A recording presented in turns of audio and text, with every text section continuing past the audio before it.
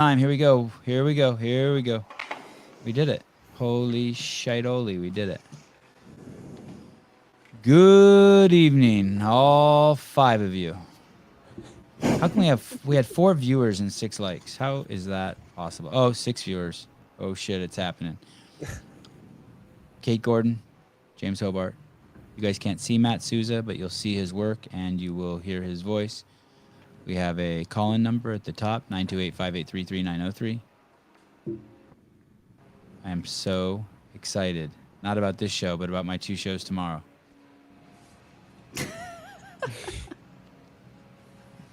It is 7:01 p.m. Sorry, guys, we switched the time on this show so many times. It's 7:01 p.m. on the west coast of the North American continent. Kate is in the world's largest prison. What time is it there? It's 1:01 p.m.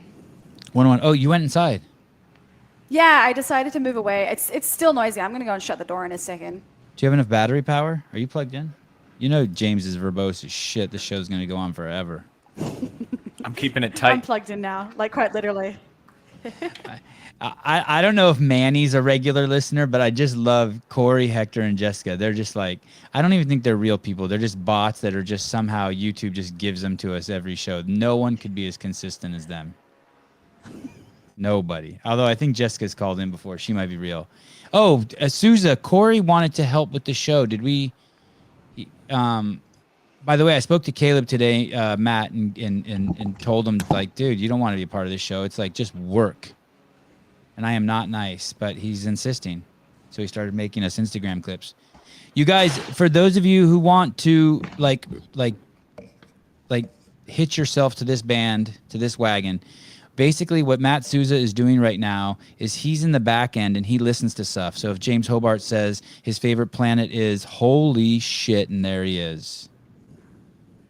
Like a genie lamp, Brian Friend, bam. I was just rubbing my scrotum and he appeared like a genie. Oh my God. Like a genie lamp. James, every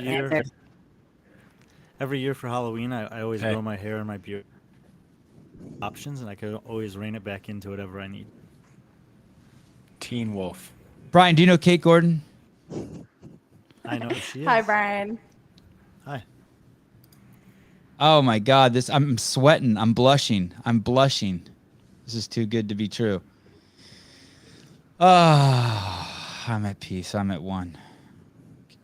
You guys, the call-in number 928-583-3903. This is the news show. Before we start, does anyone want to say anything? Yes, Hector. Wow, Brian, we've missed you. Oh, this is what I was going to say. This thing, so did you see how Matt Souza just put up that Teen Wolf graphic? I need someone who is just a maniac who can be on every one of my shows with me to do that. You basically just have to, like, whenever I want to do a show, you have to stop your life and you have to jump on and do it. And that's like, and I just need you for like 360 more shows till I quit. Or if we become rich, I'll like pay you some money, like $5 or something. So that's how that works. And we lost Kate. Hey, Brian. Yep. How long are you going to be on for? Maybe 20 minutes. That's a great question. Howard. Okay. Then I'm going to start. Hey, Brian, do you want to talk about your day before we start? I would like you to.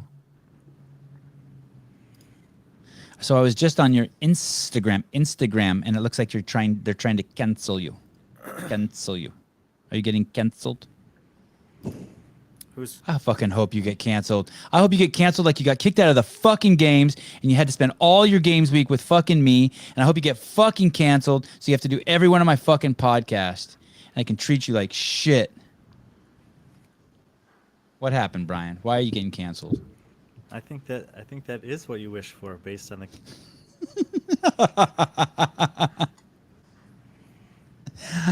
I just want what I want. I want to get what I want. We lost Kate. Do you guys see Kate, the beautiful Kate? I think she just turned her video off. So we can't see. Have I? As soon as I said hear I you was guys. rubbing my scrotum and Brian appeared, she turned off her camera. What happened? That how can that article basically what it sounds like? And I haven't seen any of the comments, but you basically came on on your Instagram and said, "Hey, I never thought I'd be doing this, but like I want to respond to the accusations that my article regarding Matt Fraser and Tia Toomey is sexist." And basically, Brian made an article that was basically candy for CrossFit Games fans, where he discussed the there he is. By the way, you look buff. Are you doing Hobart's strength program? You seriously look. Your arms look kind of big. I finished it. I have testing this week. Oh, nice. And good job, Hobart. One of your students is looking buff. And he has Really well. Yeah. Oh, awesome. Hobart's audio is fucked up. I love it. The curse of Brian Friend. And so basically, I don't know how that article could be sexist, but you came on there and I listened to your whole article and like, it didn't even sound like you were defending yourself for being sexist. Like, I don't even know what's going on, but I just love the drama. Like, I'm just like, I bet you this will get this video 500 to 1,000 more views at an hour long each. That's like $50. And that's real money to me because that's, half-hour skateboarding lesson for my kid. So what happened? Make it rain money, Brian. How are you, one of the most stoic guys ever, being told that you're sexist? And by the way, Kate and James, did you guys read that article? No, I'm on his Instagram right now trying to see what's going on. Fill me in. It's on the. It was in the China Morning Post. It was a beautiful article. It's huge. This one was in Morning Chocolate. Oh, it was? Is it a condensed version of the China Morning Post one? No. Okay, my bad. Of course, the Chinese would never accuse Brian of being sexist. Okay, so what's the accusation here? Is this the analysis? Which number is really greater? Toomey's 33 or Fraser's 29? Yeah, and I don't but that a lot of people I think have taken it, not necessarily reading it, or they make a comment, read it since then, but that it was very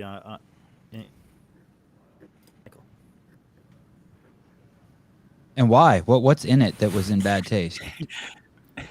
Because it's bad taste to like, compare basically athletes. accusing me of not being able.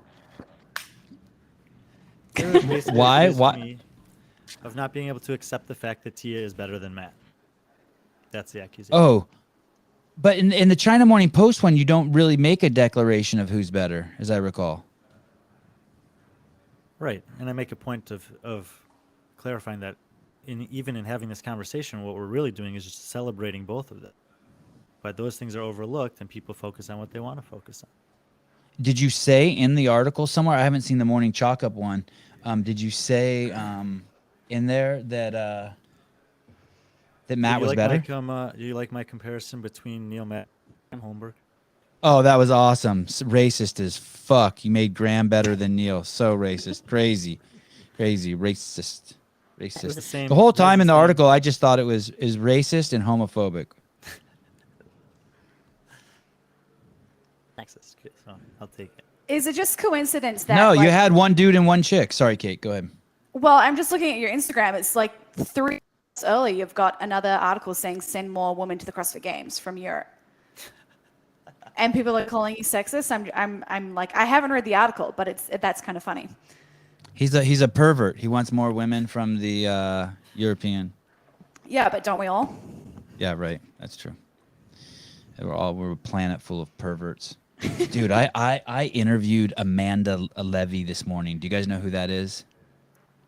No. Do you know who she is, Brian? I'm out. Yes. Yeah. Do you know who she is, Hobart? You guys suck. Oh She yeah, a shit. fighter? Thank you. Isn't that sad? Hobart vanished and I don't even know. Hobart, you're the star of the fucking show. Yeah. So basically, she's a 24-year-old jiu-jitsu master, right? And you know, she's not considered the best in the world, but she's considered like in the talk of the future best, right? She's 24. She's fucking amazing. But she went to this tournament, and it's called WNO that Flow Grappling puts on. I'm really getting into this whole Flow Grappling thing, and it's called WNO Who's Number One, and basically they invited 9 jiu-jitsu people there, and or eight female jiu-jitsu people there, a bunch of different weight classes and men and women, and they don't get accused of being sexist like Brian because they include everybody. And they put her, she's 155 pounds and I think she weighed in at about 158 at 5'6", and she went against a woman who was 265 and 6'2". And so since she was the worst person in the bracket, she had to go against the best woman in the world. So she went in at number 8, and the chick she went in at was number 1, and she beat her. And it's like this massive upset, massive upset. But it's also pretty amazing to watch her go against a woman who's 100 pounds bigger than her. Super crazy talented. So did she just opt in for that? She just what, Kate? Did she just opt in to fight someone way bigger than her? No, she wanted to be in this competition. Was the 8 best women in the world who are 145 pounds or more. And her coach said, "Hey, I know some people over there. I'm going to get you invited." And she got invited, but she was ranked number 8 of the 8 best women in the world over 145, and she won her first match. And the lady who I think, if I was listening closely, yeah, can you guys see this? Yeah. That lady is, that's awesome. Yeah. So I interviewed the lady on the right. Yeah. And and her name's Amanda Levy, and the other girl, the bigger girl who just got her like boobs grabbed, the big one, her name is Gabby Garcia. She hadn't lost. She's lost like 4 or 5 matches in the last 100 matches. She's unbeatable. She's got a funky Instagram account. I wouldn't say it's great. It's funky. It's a trip. It's like weird. It's like part Brooke Ents, part like MMA fighter. It's a trip. It's a She's trip. 6'2", 265 pounds. Yes.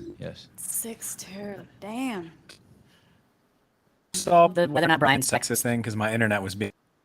Oh no, let's go back to that. Okay, so Brian, so is there any other claims? Did you talk about Tia's ass or ask her like which outfit looked better on her, or the things like that I would be accused of being sexist?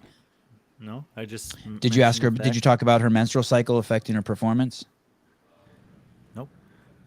Huh? That's weird. It's really weird. Do you think that struggling that she's a lesser competitor just because she's female?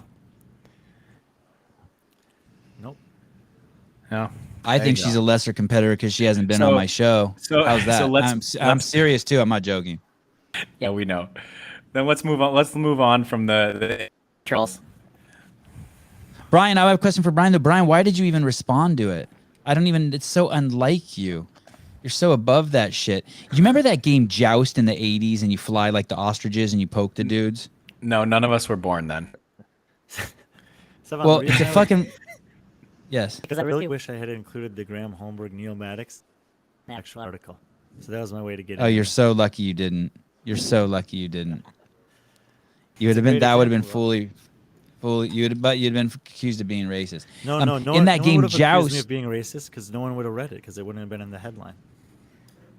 Is it you that chooses the headline? Like who writes the headline? No. Oh, Kate, this is good. Pursue this. Pursue this one, Kate. This is good. This is really going to get him pissed off. Pursue that. The headline, but I did give them the permission to print whatever headline. If you could write your own headline, what would it be? I'd originally had something like created equal, an analysis of wins in their careers or something like that. Hector and Paul, it's not that Brian's mic is low, it's that he's been neutered. They canceled the people are at his doorstep. That's why you can't hear him, because it's fucking like his testosterone is plummeting. In that game Joust from the 80s, you fly these ostriches and you poke the other guys off.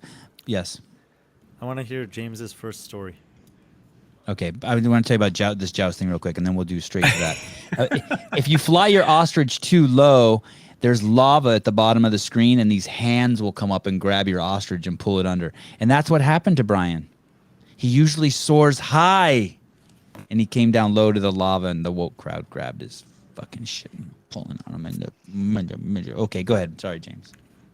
Well, story now. Okay. I want to go talk about the Vicky Caruso Caruso. Instagram post. I think I did, yeah. I'm gonna, Matt. It's like down toward the bottom. To last. Story, but I want to to jump to this. And I kind of want to be at long form. But this is from Vicky Caruso's Instagram. She says, a couple days ago, CrossFit Games reposted a Squatting, hitting a 280-pound clean, which is awesome, by the way. Comments came up. That's an ironic sentence. I know, I love that bother sentence. Me those more. I've been hearing that stuff since I was 10 years old, and my legs were more defined than most professional bodybuilders. And then all throughout running, randomly chosen for drug tests. It doesn't. I had nothing to hide, and I still don't. Anyone who me knows that I'm a huge advocate for more drug testing. When people see someone do something they can't do, especially in the world of fitness, they automatically assume they're taking. Let's start celebrating people's successes. We need to be positive and supportive of each other and stop comparing. You have no idea what someone is doing outside of everything they did working up to that moment. How many hours or days in the gym? Maybe they switched up programming or coaching, or the specialist she also should have wrote, or maybe they're just better. Little internet troll ass. It doesn't even matter. This person did something amazing instead of your very first comment and thought being something negative.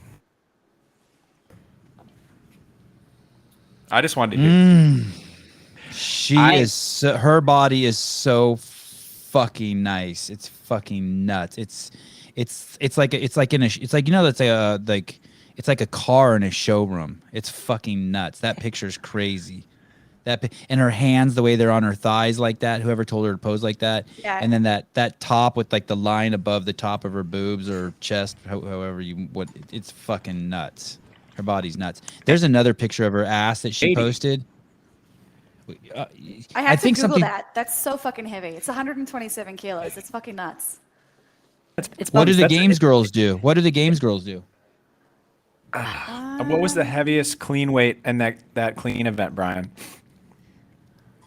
Oh, the heaviest one, 235? 230? No, I think it was more than that.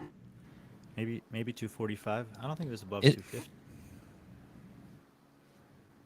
Hey, so can you go back to her Instagram account? I want to show you something that caught my mind. So it caught me. So there's a picture of her. Find the picture of her ass where you can see her ass separated from her hamstring in definition. And it kind of reminds me of what Brooke Entz said. When Brooke Entz was on the show, on the CrossFit podcast, scroll down a little bit more. 230 pounds.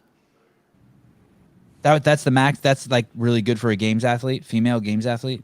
That was the heaviest bar in their ladder this past summer. So Torian Pro, the sanctionals, we went up to 245, and some of the individuals and team girls lifted that. Find how much at the Torian Pro? 255. 245. 245.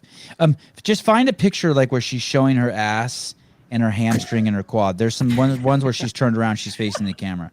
Oh, maybe it's in those shorts, in those colored shorts. Like a video?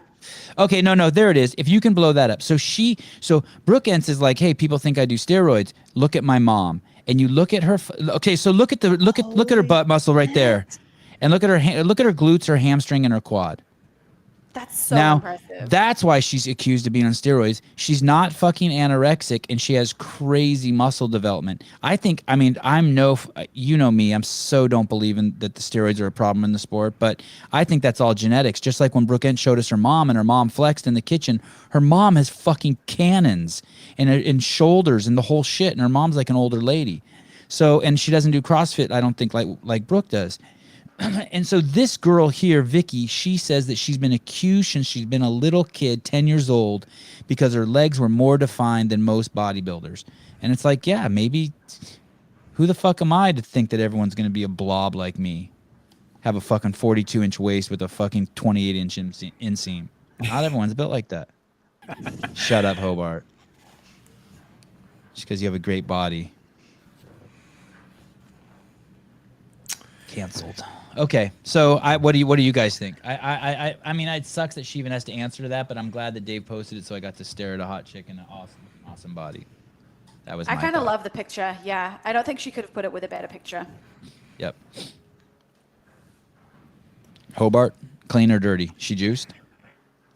No, I don't think she is. I just think people have such a hard time accepting that there are some people that they will never, no matter what they do. I just think that's really hard for people. But oh, brutal. Listen, Brian, I'm here giving you sympathy, and I'm gonna wreck you. No, but I Brian, also think it's what do you guys think though? Let's talk about the bigger subject. Do you think it's cool that should we just stop accusing people until they're caught? Is it just should we just stop doing that? Why even accuse anyone until they're caught, right? Or no? I certainly don't. Anyone? Don't do that. You don't accuse anyone. I know. No, so if some people want to do it, I do about it. I also I think never brought up. There's the. Go ahead, James. No, I just also because it allows the Vicky Carusos of the world to just be excellent. If there's this huge cohort of people, and anything you do is explained by you cheating or underhanded, it's good. I hope those people are out there because that's a whole subset of people I never have to worry about competing against me because it's I'm trying harder, standing up, taking the hit. Putting in a little bit extra, you'll outperform them without really doing much else because they're so caught up in this idea of that you can't do anything good without receiving something from somebody else. It's just they're just doomed for failure. I'm glad they're there because it'll make everything easier for people who like to work. The call-in numbers at the top. I agree, Hobart. But I think it'd be even fun to get some people juiced up in there. Openly juiced up and then just beat them. Here we go. Mars Logan. I can't believe.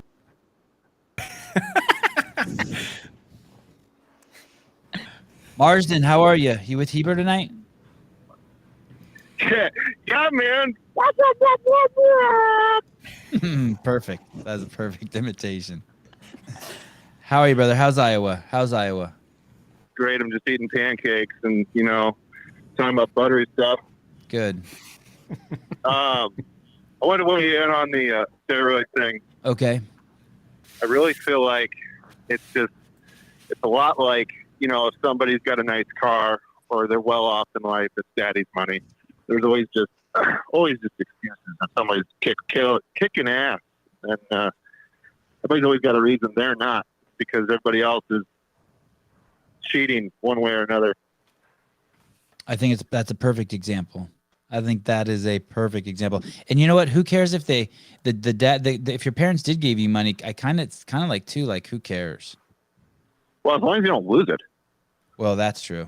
I mean, if your parents give you money and then, you're well off, it's well, hey, at least you didn't lose it all. I mean, it'd be nice if you could turn it into 10x or 20x. That's cool too, but. People are complaining about Hobart's audio. God damn it. I didn't even know Hobart was on because I opened up the app and all I saw was I saw Brian Friend. I thought he was fired, but I'm very happy to see him. Hello, Brian. Hey, anytime you don't see Brian on the show, I want to make it very clear it's Brian's fault. 100%. I burned Brian out, and I'm about to burn Kate and James out. You watch. These fuckers can't hang. I also wanted to bring up the passing of Norm Mcdonald, even though it's been a while. I just don't know if you guys had any thoughts because I just love Norm. Go ahead, say something. I don't really know Norm, but I know he died. You don't know Norm? No. Is he woke? No, he's not woke. He's good. The opposite of woke. Okay. He's asleep. Is that what you call it? Oh. Oh. Wow, we don't normally get callers who are funny. But no, I mean, I always watch Norm interviews. I listen to Norm stand up. I'm not going to recite him stand up from somebody else is atrocious. But I don't know. I thought you'd have something to say on it, Sevan, being that you have Canadian in the bio. But I'm embarrassed to say that, like, I was never a huge Norm Macdonald fan. I just know his work from here and there. I do know tomorrow I have Bill Dawes on the show at 7 a.m. You do not want to miss that. He is funny as shit. You should watch his 2020 performance in Las Vegas at the Laugh Comedy Club. I will, Mars, watch Norm Macdonald tonight before I go to bed, because I'm sure Bill's going to bring it up too, and I don't want to be an idiot 2 shows in a row. So thank you for calling me out on that. What do you think? What do you think about Ricky Garrard, Mars? You think it's all just water under the bridge? Did you watch his interview with Chase? By the way, I didn't watch his interview with Chase because I was waiting for you to do an interview with him. You should watch it. It's really uncomfortable the first 15 or 20 minutes, and then I kind of gave my feelings about the interview, and then I circled back later on in the day and I scrubbed forward 30 minutes and watched another 15 minutes. And Chase really did do a good job. It's not easy. I mean, it's not how I would have done it, but I don't know if I'll do it as good. I'd love to have him on. He's not easy to interview, and Chase kept the ball rolling. So you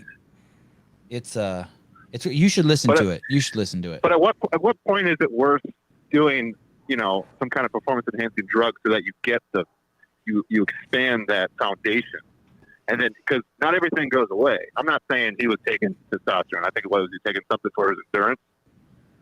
It was something called 140, whatever it was. When in the first 5 minutes in the show they say it, and then I actually, while I was listening to the show, went online and looked to buy it, and I put both bottles of the shit in a shopping cart, and I was going to order it, and then I saw to the right it said it enlarges your prostate. This is true story, and I was like, oh shit, I'm 49, I can't fuck with my prostate. I just want to get buff. And so I just closed the window and didn't order the shit. But it's just shit you can order online. It's like, that's another thing that's pretty funny. I bet you that, even though it's like this damning interview of Ricky, don't do steroids, it's bad. I bet you that interview probably sold fucking 1,000 bottles of that shit. Because who the fuck doesn't want to look like Ricky Garrard? I'm still waiting for the Sevan testosterone bottles to come out so I can start poking myself in the butt with Sevan testosterone. I wish. Oh, Rad. So Paul K said it's Rad 140. Get your Rad 140 now. But dude, read the side effects. It's not worth it. Especially someone like me who's got an amazing life. I can't shorten this fucker. Sevan, you're not gonna do TRT? What's that? Testosterone replacement therapy when you get older? No, like I'm already older. Like No. Oh, no. Rogan is so red. Doesn't it make you nervous when you watch the show a little bit? Like something could happen to him. He's so red. Yeah, that guy is like straight from the pumpkin patch, man. Him and Dana White, I love both of them, and I really don't want anything to happen to him, but they're so red. And fucking same with Daniel Cormier. He's not red, but fuck, he's as big as 3 houses. I get worried about those guys. I mean, fucking, I can't believe COVID hasn't wiped Daniel out. Yeah. Well, I got nothing else. I just wanted to bring up Norm, and I was hoping it would trigger a Sevan Norm talk, but I might send you one of Norm's serious podcasts where he gets very philosophical. You might enjoy it. Okay. Go back to looking at pictures of Vicky Caruso. Bye, Mars. All right, bye-bye. Bam. Hobart, maybe you should just turn off your video so your audio is good. I did turn off my video. Oh, shit. Okay, let's go. Okay. Did you listen to the Ricky? Brian, did you listen to the Ricky interview? Hobart, can I ask? I'm going to push Brian on this a little bit. Will that throw you off or? No, hit it, man. I like this. I like this open form. I got plenty of stuff. We can hit it, not hit it. Let's take advantage of him. That's what Greg said to Kate last night. I was a little slow on the trigger. Is that his name, Greg? Yeah, I feel like that could be confusing as well. Yeah, it was just I just think he's a good dude. We could hit it, we could not hit it. I just like this whole open forum thing. Whatever you want. Go wild. Brian, so what did you didn't, why wouldn't you? Oh, Nelly. I kind of have to take this. It's from Canada. They probably haven't talked to another human being in a month. Oh, come on. Let's go. Canada. Hey, Sevan. Yes. This is Peter from Canada. Hi, Peter from Canada. Can you hear? Can you hear me? Better than we can hear Hobart, and he's not even in jail. I could hear Hobart after he turned his video off. I could hear him. Okay, cool. Fuck yeah.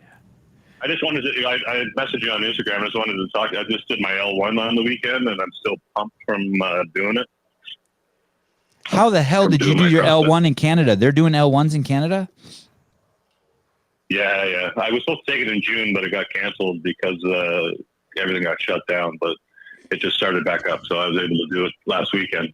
Brian's about to get canceled. Oh shit! Brian just jumped off the show. He's gone. You did it in person? You didn't do the online one? No, I did it in person. I didn't want to do the online one. Oh, good on you. Good on you. Yeah, that's the way to do awesome. it. Don't do the online one. That's just I can't imagine that being any good. Maybe it is. I can't imagine. Yeah, maybe it's good, but it was way better being in person and being with the people and just doing it all. It was awesome, man. Let's play a game with Kate and James. Let's see how smart they are, because there's only like 170 of these L1 trainers in the world, and so they should be able to tell you who your trainers were. It's okay if they get something. We'll give them between the two of them. They can get 3 wrong. They can get 3 wrong. How many trainers were there? There was 4 people. Okay, we'll give them 4 wrong, so they get 2 guesses basically for each one. So because it's a narrow crew in Canada. Okay, go ahead, Kate. You go first. No, Hobart will have a way better chance than me. You guys got to take turns. Go first, Kate. Who did he have if he was in Canada? I can't think of who I know is in Canada. It's confusing. And the Americans and Canadians sound the same. It's Racist. Hobart, help a girl out. Jason McDonald. No, it wasn't Jason. 1 wrong. He was from he was from Montreal, if that helps. Matt Dubrek. Yeah, that's right. And the other 3 were all Canadians. Did you Americans can't go to your country, right? Americans can come here, but we're not allowed to cross the border into America. So we can't drive across. We can fly across. So you can ship your car to Buffalo and then pick it up if you fly across. But we can't drive across. And where did you? Who's okay? Just tell us. This game's stupid. Tell us who your trainers were. Val Bouillet, that she was French as well. I know Val. Hello. Yes. Okay. Below, sorry. Rez, he owns the CrossFit NCR in Ottawa with Paul Tremblay. And Jocelyn, she's from Toronto. How come I don't recognize any of those names? Do I know any of those people, Hobart? How about Val? That sounds familiar. She's new. Oh, Yeah, I don't know if you Yeah, know any of she's these. new. why was she nude? New. She was new. Oh. Yeah. All right. Well, I'm glad you liked it. So you don't have any complaints. You're stoked. Yeah, no, I'm stoked. This is part of a bigger plan for me. I quit my job back in February, and Nice. I've gone back to university for addiction counseling, and I want to do CrossFit and addiction, try and work with people who are alcoholics and addicts, and try and bring CrossFit to them. You should do sugar addicts, since those fuckers are bringing down the entire planet. I say that in all honesty. Yeah, no, I've just for me, CrossFit saved my life when I was an alcoholic, and I started to do CrossFit, and then I realized doing CrossFit that I was an alcoholic and I had to clean my life up. So if I hadn't found CrossFit, I don't think I'd be alive today. So I want to try and give something back, right? Yeah, give me some details on that. What do you mean you didn't realize you were an alcoholic until you started doing CrossFit? Well, I knew I was a heavy drinker, but then once I started doing CrossFit and trying to keep up with it, and then just having to look at my life and my lifestyle, and then I tried to quit drinking and I couldn't, and it was okay. So it sent me on a different journey than I probably would if I hadn't found CrossFit. What kind of drunk were you? Were you violent, funny, loving? Pass out? No, I was just just constantly drinking. How many drinks would you have in a week? I might in a week. Yeah. I have no idea. Like, In a day. in a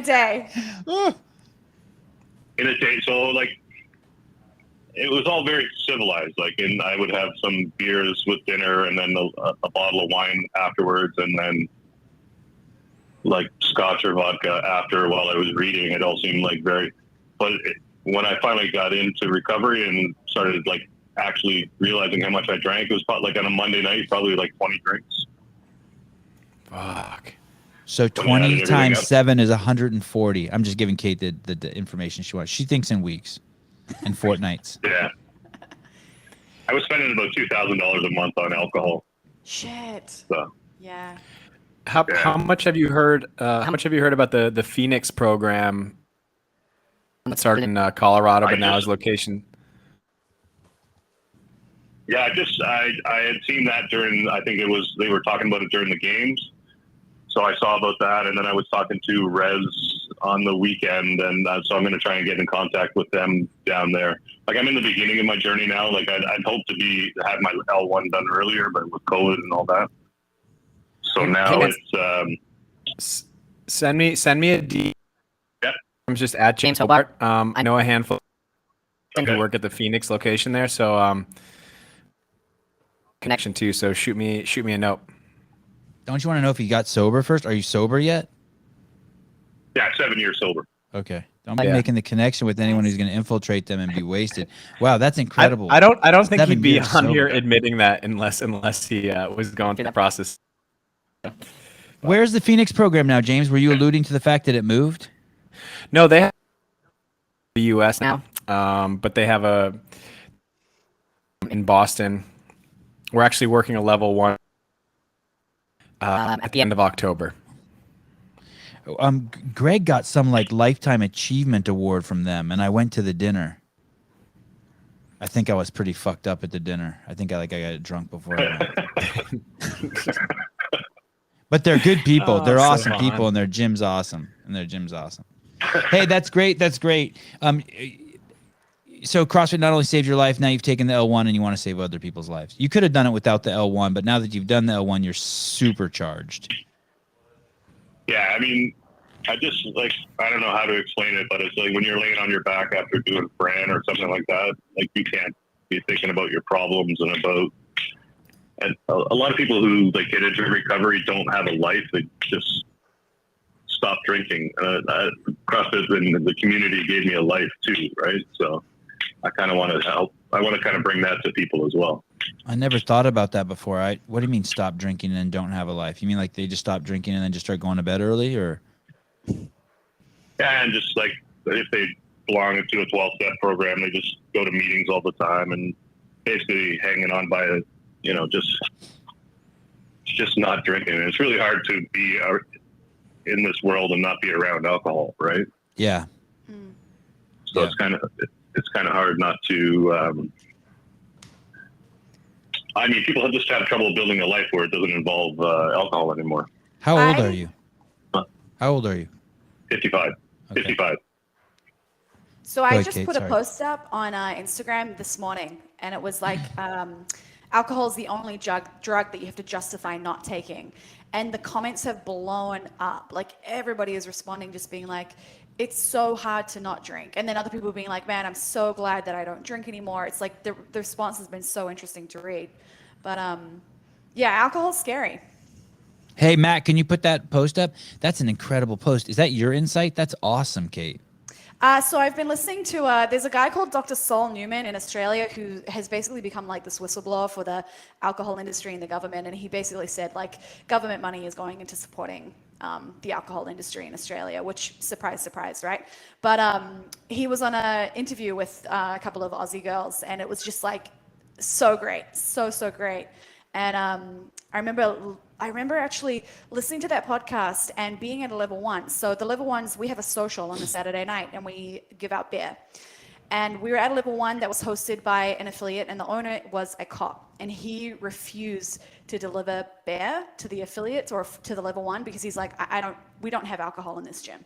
And it was like, it was kind of awesome. Like, I just thought it was such a cool move. He's like, the shit that I've seen because of alcohol, like, we don't provide alcohol in this facility. Yep, I agree. Hey, that's that.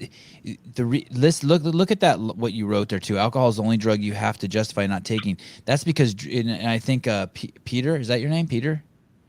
Yep. I think that's what kind of what you're alluding to. Drinking is so contagious. All our behaviors are so contagious. You can't just say no, thank you. You have to put up a shield of words. Oh, I have a test tomorrow and I'm trying to lose weight. I'm doing this 30-30 program where I don't drink for 30 days. I mean, it's just, yeah, you got to have some sort of excuse as opposed to just like, hey, I don't drink. I get it. Yeah, there's like this. It's like a stigma around not drinking. Like it's extreme if you don't drink. Yeah. It's like you're being way too healthy or yeah, it's insane. What is wrong with you? Yeah, it's just, that's an awesome post. I hadn't seen that. I haven't been on Instagram all day, but that's really good. So there's that's this a really cool problem. thing. You got to fix where, that too, Peter. So I'd be interested to know, Sevan, this is for you. What they've got is they've got this way to convert the risk of death due to alcohol to what the like similar equivalent would be with cigarettes. So it's like they say one bottle of wine is 10 cigarettes for women, or one bottle of wine is 5 cigarettes for men. And that helps you get across the idea of like, everybody knows cigarettes like lung cancer or death or whatever. But I'd be super interested to know if they could convert that risk into sugar. Like, okay, how many cans of Coke would a bottle of wine be, or in terms of like the risk of death or the risk of chronic disease? Because I'm sure that there would be some kind of correlate or some way to like, have a comparison, I guess, between the three. Oh, Corey, no wonder you're on my jock so hard. You've been sober for 6 months after you started listening to the Sevan Matt and Josh podcast. Yeah, you're fucking addicted. You're like someone who did ecstasy at the Grateful Dead. Now you think the Grateful Dead's a good band because you were fucking high on Molly there. You fucking had your life turned around listening to our show and you think we're cool. Yeah, you got fucked.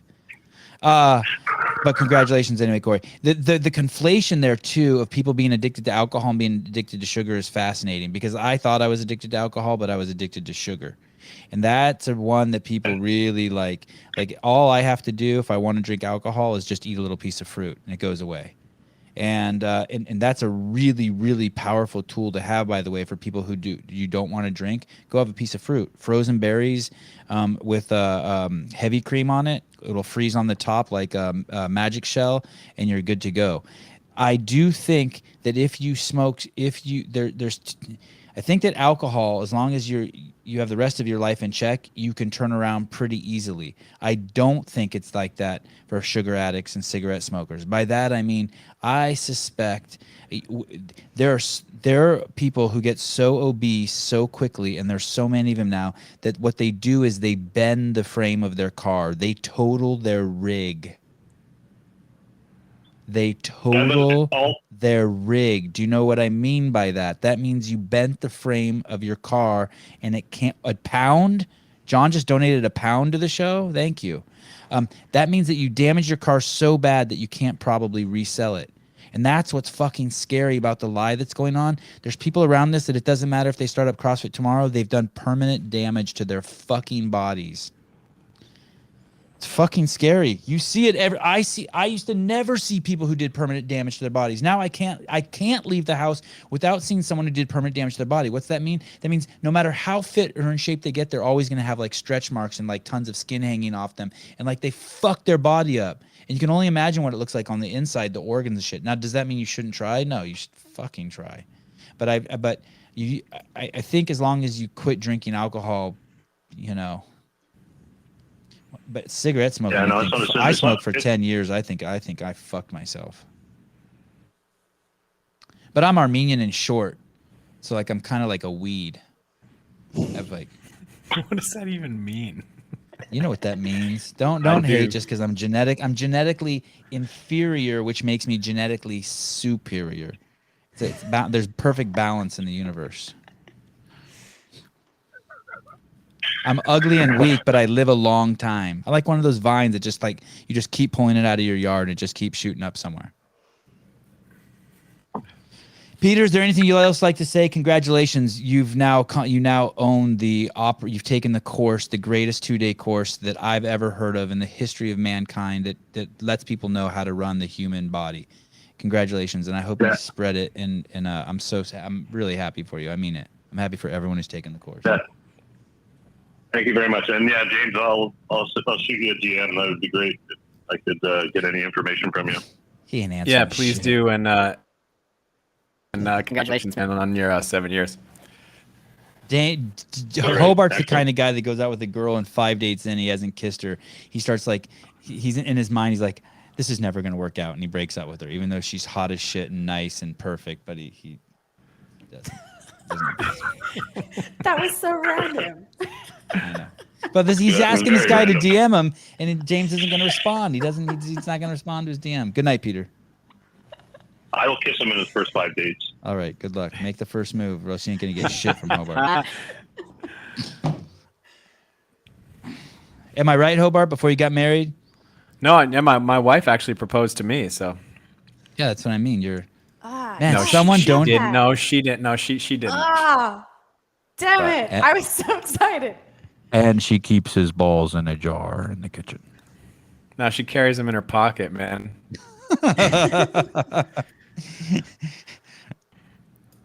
All right, we're ready to do Honey, some. Just getting. you call your wife from 3,000 miles away. Honey, did you leave your purse in the sun again? I'm getting really hot. She's like, oh, sorry.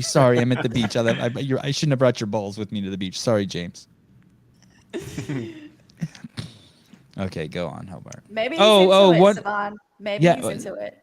Yeah, Kate. Matt told me that I'm supposed to like engage you and James more. I'm not going to engage James more, but I think that's basically what he's saying is you should interrupt and talk more. And he was going to put it on me, but I'll never be able to do that. So you should interrupt and talk more. Okay, I'll just interrupt. That's cool. Okay. I'm going to take that and run with it. Bam. What you're gonna do? Hobart. Like what grind segment today? Well, funnily enough, it was actually alcohol that grinds my gears. And so that was what prompted the post. And that's been like the thing that was kind of handy from a friend who just called in, because I was like, the alcohol thing pisses me off. And so the whole thing with Australia being in lockdown, or at least Melbourne, like we've been in lockdown 248 days or something today. Not It's counting. like ridiculous. It's ridiculous. And I actually have a news story on that. Oh, Hey, that's an weird. amazing post you made. It's a fucking public but service that okay, you did so that. I actually It's have beautiful. a question for you. I have a thing, something to put to you guys. So the post mentioned that I'm like pissed off about the alcohol and bottle-os, which is what they call them in Australia, remaining open during our lockdown. So everything is shut except for supermarkets, like pharmacies, and gas stations and bottle-os. Pretty much are the stores that you can access. So I'm like, well, this is kind of fucked. Like, show me the science that says that bottle-os should stay open and gyms and churches should be closed, right?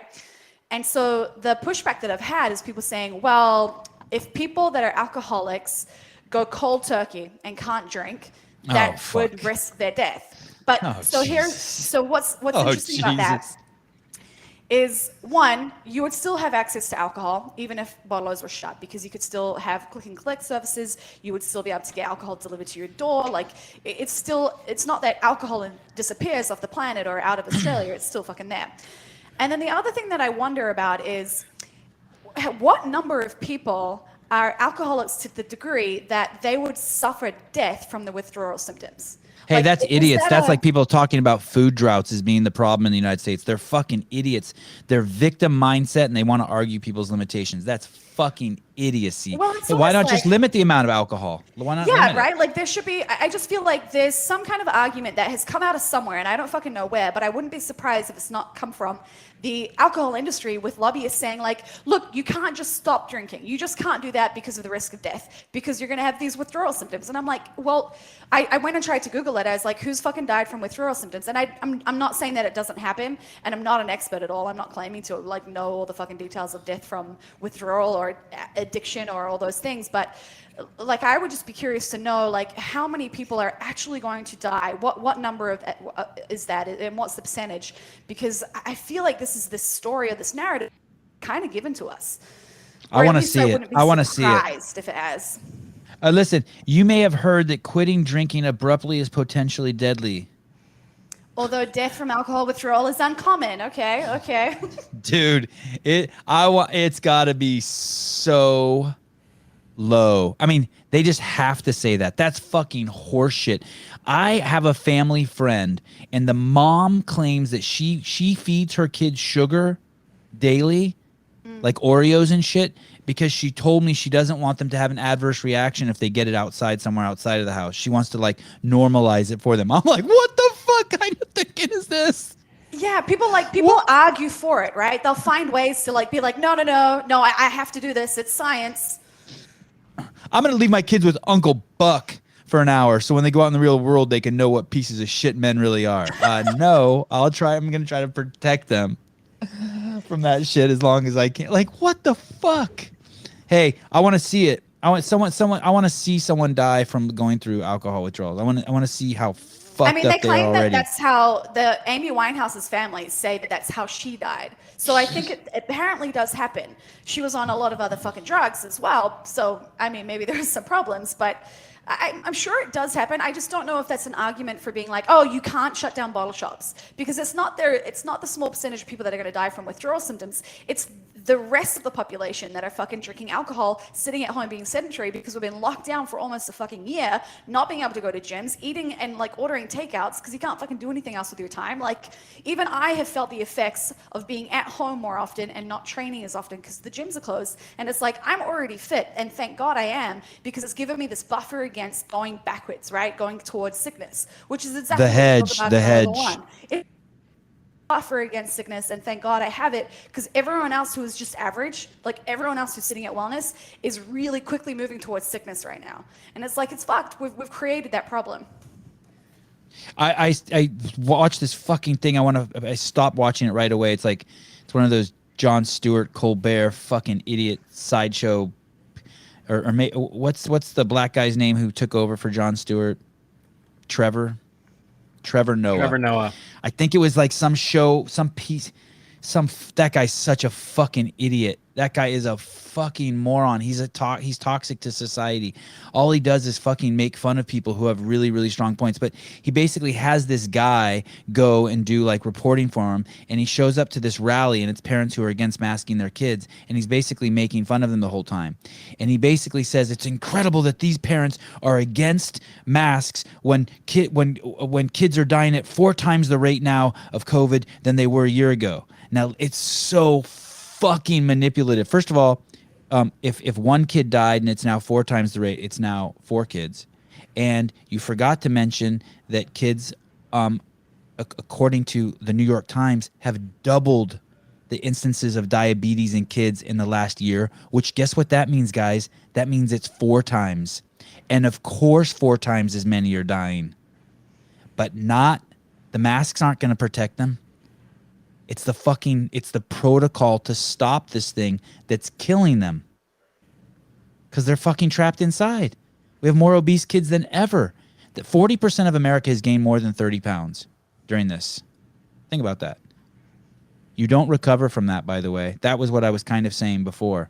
Like smoking, drinking, eating too much sugar. The real problem is once you start really putting on weight, like you start doing permanent damage to your rig. Okay, sorry.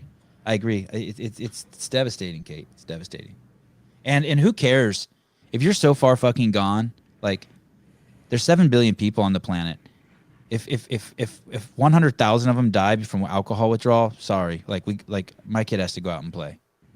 Yeah, it's Sorry. interesting. I think, and even like the argument of like, hey, if they've shut the bottlos, the visits to the ED, like the ED, erectile dysfunction. emergency department. What you guys, I think it's what you guys call, so Yeah. the emergency department. So people are saying, hey, the visits would increase, and that would potentially use up beds that we need for people that have got COVID.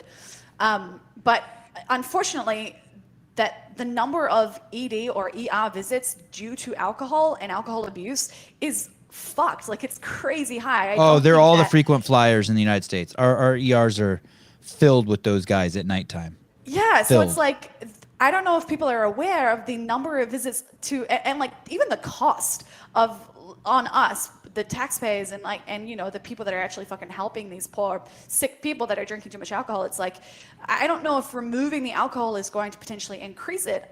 Like, at least not ultimately. It would hopefully be a net drop of visits to the ED, because there's already so many alcohol like caused visits to the ER. I don't know. If you're It was willing to just an quarantine argument that I someone was if you're willing to quarantine someone like, if you're willing to quarantine anyone in the CrossFit community, then I'm saying that you should also be able to quarantine anyone who's on the exact opposite end of the spectrum. Oh, sorry, this is the third time you've been in the hospital this week for drinking. We're going to quarantine you for a year with no drinking because you're harming actually society. I mean, there has to become like, I don't even want to go down that route. Never mind. Sorry. I don't even want to go down that route.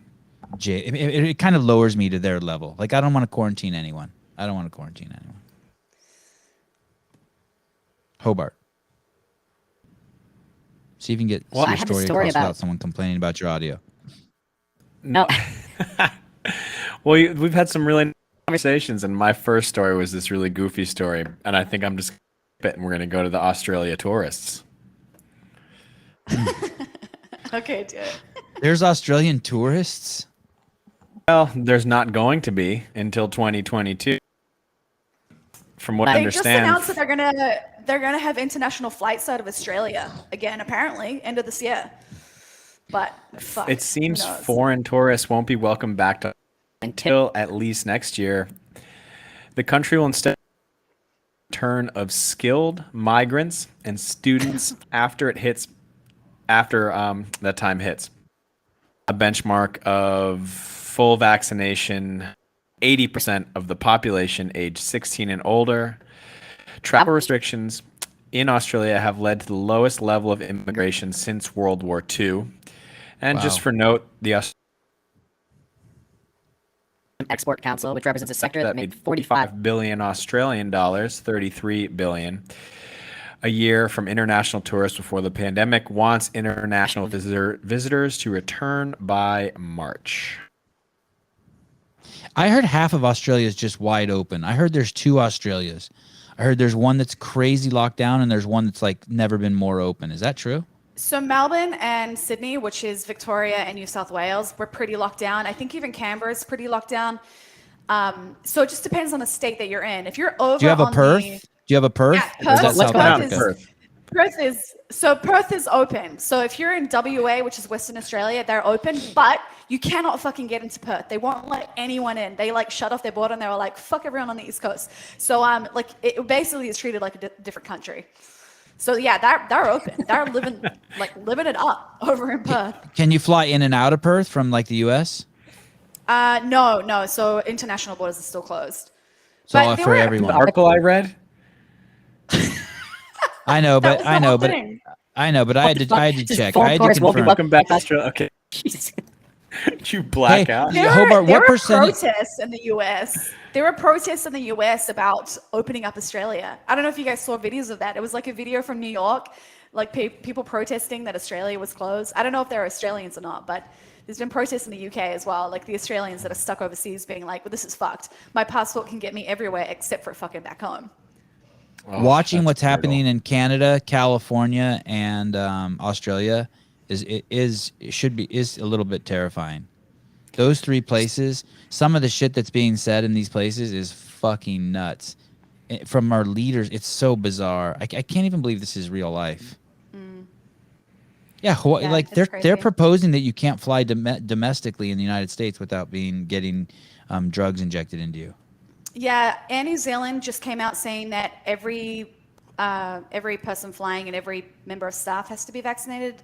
But Virgin Australia just came out saying that their staff will be, but they're not going to require the people flying on the plane to be. But we'll see. Which is the Australian airline where they give you ice cream when you fly across the country? Is that Probably Qantas? Qantas. Qantas, yeah. That was the shit. They give They you give free you ice Tim cream, Tams as Sevan, well, as I'm you pretty fly sure. across the. Oh, Tim Tam. Fuck yeah. Sivan will love that. I would hand mine to Hobart. Hey, if people want to see some crazy shit, if you want to stay on top of what's going on here, make sure you follow what's going on in Japan and Israel. If you really want to know some of the crazy shit, like follow what's going on in Japan and Israel. There's tremendous insights coming out of there. The studies coming out of Israel are fucking. I don't know how anyone gets the injection if you're watching what's going on in Israel. I It think is even Singapore is quite interesting to watch as well at the moment. They're kind of similar. Yeah. And they're oh, this is from Beaverton, Oregon. God, this is another scary place. Probably fucking Nike headquarters calling me. if you're You're watching sh- what's going on. what did they say? They said something and hung up. We have to get somebody to start screening calls, man. No, I want getting- someone to say something. I want someone to call. don't. Like, God, I'd like to bend James Hobart over and stick it in his. Okay, give it another try. Say, is this a crank call? Go What's ahead. up, Sevan? Hey, what's up, man? Hey, Tim Are you calling Tam. for? Is this the CEO of Nike? This is not the CEO of Nike, sadly, no. Oh, Although it is right down the street for me, I can see it from my window. you live in a town that's called Beaverton. How like that would never get old for me. Beavertron is what the locals call it. It's just Beaverton. It's just it should be where God's born. That should have been home of Jesus, Beaverton. But they mentioned Tim Tams earlier. I worked in the coffee industry for a long time, and something we would do is a Tim Tam slam. Yeah. So you know about this, Katie? The Tim Tam Oh, yeah. Slam is very popular in San Francisco, on Polk Street also. But go on. You bite the opposite corners, like 'cause it's a rectangular cookie and it's like chocolate covered wafer. You bite the opposite corners off of it, and then you use it like a straw. You use the wafer part like a straw, and the chocolate kind of holds the pressure, and you can suck the coffee up into the Tim Tam, and then you quickly throw it down. Sugary, crazy deliciousness of my youth. I miss it, but at the same time, I don't. Good stuff. It's like What are you sugar doing? and sugar and sugar. What do you do in Sugar, Beaver? What do you on do in tape. Beaverton? On bean juice. What do I do? Yeah, what's your? I own a tree service company. Oh. I follow CrossFit. I'm a fan of CrossFit, but I'm actually more of a ultra runner, trail runner guy. So I live right up in Forest Park. Do you ever show up and they're like, "Hey, will you cut that tree down?" And like it hurts your heart. You're like, "Oh fuck, I'm gonna go to hell for cutting this one down." Yeah. So the way this works, my brother's actually the one who cuts them down. I'm the one who does all the estimates. So I'm the one who goes and actually decides if we're going to do it or not, or how much it's going to cost. So yeah, sometimes I'm like, you don't want to cut this down. You want to trim it. Oh, you do say that. Yeah. Oh, you're Yeah. a good dude. But the thing, trees grow out of spaces. And that's the thing. Like a wild forest is for crazy big trees. Neighborhood is not. And Oregon's full of neighborhoods full of just the craziest, biggest trees, like trees that take up people's whole front yard, like the trunk's crazy. Dude, you want a good example of crazy government bureaucracy? It's tree cutting permits. So Hillsboro, which is right next to Beaverton, they have 0 permits. And therefore they have very few trees, very few tree problems. You get into Lake Oswego, which is probably 20 minutes away. They have it's one of the most heavily permitted tree areas in the United States. You have to it's like $5,000 to cut down a tree. Oh, And God and there's- damn. And there's trees everywhere. So, and they're falling through people's houses. We had some crazy storms last year. They're falling through people's houses. It's nuts. You know what's crazy too is it's not. You can trust the people. People don't want to cut down every single fucking tree. You can trust the people. You really Yeah, can't well- trust the people. Yeah, I feel like some places there's mediums. Those are the extremes. I feel like there's some places that have some good kind of in between where it's like, hey, don't cut everything down all the time. Let's keep some trees around. Let's be reasonable. I'm kind of a moderate.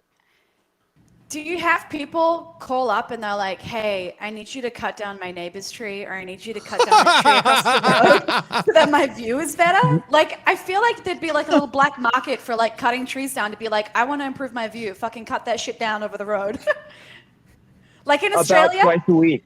Yeah, okay. 'Cause Wow. in Australia, there's like houses that are across the road from the beach, like literally down the road from me, and there's all these trees and bush that are like over the kind of like covering the view, and I'm like, man, if they just cut that one tree down, that view would be amazing. And then like a few weeks later, the tree's like dying, and you're like, man, has that tree been poisoned or something? Yeah, yeah. It's in front of all the really rich houses that's too. Sneaky. I've never heard of sneak attack poisoning before, but dude, if anybody listening, that's the way to do it. I heard you can bore out a hole in a tree, get a big drill bit, and then just pour in just like some sort of like weed killer, and it'll just fucking smoke a tree. dude, trees are actually surprisingly easy to kill. And It's kind of you know hurting what my sucks is, feelings. dude, some tree companies, they'll actually, like, you call them to trim your tree, keep it alive, keep it healthy, and they'll wear spikes up it intentionally, knowing that it'll cause the tree to be more unhealthy. So they've got to come back and either remove it or trim it again. Oh, Yeah, that's and sad. it happens. Corruption, it's everywhere. Hey, Kate, James, Paul in the comments said ultra running. Oof. Like when you guys hear that this guy from Beaverton's an ultra runner, do you just think mental illness? No, I think it's cool. You don't think like he used to do meth and now he has to run 100 miles a day to fucking so he doesn't go back to it? Well, he might. I think but ultra runners are like the ultimate meditators, right? Like they can just fucking do stuff for a really long time. I'd say that. I'd say that, like, because a lot of my friends are ultra runners too. Like, it's my social time. Like, we get out, we go. I mean, it's real Wow. low heart rate. You're going real easy. It's warm up speed. For CrossFitters, it's like an hour-long warm up, but you're talking the whole time and you're running through the forest. Like, it's great. That's cool. All right, So I'll give you a pass. That's pretty great. But racing is a different thing. There's a lot of. But so I called in because Sevan, we've talked a little bit in your DMs. My question that I wanted to throw to the L1 staff, because I mentioned this to you before, was the whole definition of broad time and modal domains. My frustration, because as an ultra runner and a fan of CrossFit, like I'd love to see these guys tackle a trail 50K or like something that's actually from my point of view and from my experiences, actually long.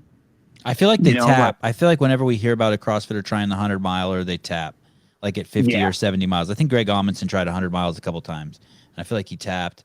I feel like Brian McKenzie, who is even touting himself as an ultra, like the long distance guy, I feel like he tapped a bunch of times. I want to say that recently I think I read a story where Kelly Starrett tapped. I mean, fuck, dude. Can you imagine? Do you know what Kelly Starrett looks like? Can you imagine him running 100 miles? Yeah, dude. You can't, like, I mean, don't get me wrong. He looks fit as shit, but 100 miles is like straight. Like I give Kelly, he needs like 2 or 3 days to do it. And me riding a bike next to him, like giving him water and shit. My first one took me 30 hours. Oh my God. Dude, I can't stand for 30 hours. It was a vision quest. I highly recommend it for your mind. If you can do 100 miles after that, any hard day you're having, you're just like, this is nothing compared to what I've done before. Okay. If nothing else, it's good for your mind. Yeah, hey, have you ever had? sure. Do you have any injuries from that have never gone away? Like any permanent injuries? I'm actually injured right now. So yeah, I've got an irregular bone structure in my right hip, and it makes it Me so too. that Mine's right in between. I have an irregular bone structure. It's right in between my left hip and my right hip. Like right. No, he in the center. doesn't. Oh. I hear you. Mine's a little different setup than that. But yeah, so my hip Stick out of your my belly hip's a little bit off, and it messes with my sciatic nerve. So this is serious, Hobart. Peter's. Wait, you're not Peter anymore. This is Beaverton. He's serious. Yeah, Be cool. He's injured. This is Sean in Beaverton. Yes. Damn, my Siri just turned on. Why is that? I wanna go back to what you mentioned about broad time and modal domains. good. I have Yeah, something please, to say. please. Okay. Yeah. So I think sometimes what happens is when we talk about CrossFitters versus specialists, what sometimes gets picked up on is that we don't think that what specialists are doing is fucking phenomenal. So it's like ultra runners or your power lifter or your whatever the sport is. I think sometimes you can get the message that it's like, well, CrossFitters are better than everyone. But we only say CrossFitters are fitter based on our definition of fitness. But that's not to say that someone who's doing ultra running or someone who's back squatting like, thousands of pounds is not a phenomenal athlete. It's just that according to our definition, if we were to test that ultra runner with a back squat, the CrossFit is going to beat them at that, right? Like that's just the argument. So based on kind of more objective data, it's like if you look at our definition, the CrossFitter is just going to be the person that is the most well-rounded. Not to say that the person that can go out and run for 30 hours is not putting out a fucking epic like effort. Like I'm like, you know, hats off to you. One more. Well, I'd like to say one more thing about that though. Just real quick. Not only is it CrossFit's definition, I can't say our like she can because Right, it's not right. our anymore. But anymore. fitness. I want to read something to you. It's the first real definition. So the definition of fitness when you Google it is the state or condition of being fit suitably or appropriateness. The second definition is good health, especially good physical conditioning resulting from exercise and proper nutrition. The third is the extent to which an organism is able to produce offspring in a particular environment. Now, It's these like aren't real. This is being fit. It's fuck. This is just idiocy. These are all the people on the planet who. This is a definition for sleeping people. This is a definition for people who are trapped in their head. Like if you don't look up a word every single day, you are asleep. If you don't ask someone you're talking to at least once every day, what does that mean? You should be asking that about any word that you have to go in your head and try to understand. Like if someone uses the word God to you and you give a fuck about anything, you would ask them, can you define that, please? And fitness is another one. Come on. Yeah. Oh, I thought you were going to interrupt me and say Oh, something no, brilliant like Kate does. I was giving you the modern amen. Oh, yeah. Yeah, come on, let's hype. go. He's your hype beast right now. You ever watch like Japanese right, people? man. You ever watch Japanese people talk like in shows, like they're being interviewed, like the whole time someone else. If I was talking the whole time, Kate and James the whole time be going, oh, Yeah. and like they do these things like every time, but they make these little sounds, and I'm just thinking to myself, I filmed an arm wrestling tournament in Japan once, and I remember it was a fucking nightmare to do the edits and make the edits smooth because there was always someone fucking up the audio by going, oh, and I was thinking, oh my God, the poor editors in Japan, how do they deal with that? They must have a plug-in for their like Adobe Premiere that just like cuts, it says like remove Japanese, but it's polite. It's like a polite thing they do, like they're listening. You know what I mean? You have to stay engaged. Yeah. Anyway, okay, sorry, that was a tangent. Well, thank you very much. Yeah, I was Thanks for giving Kate something to talk about.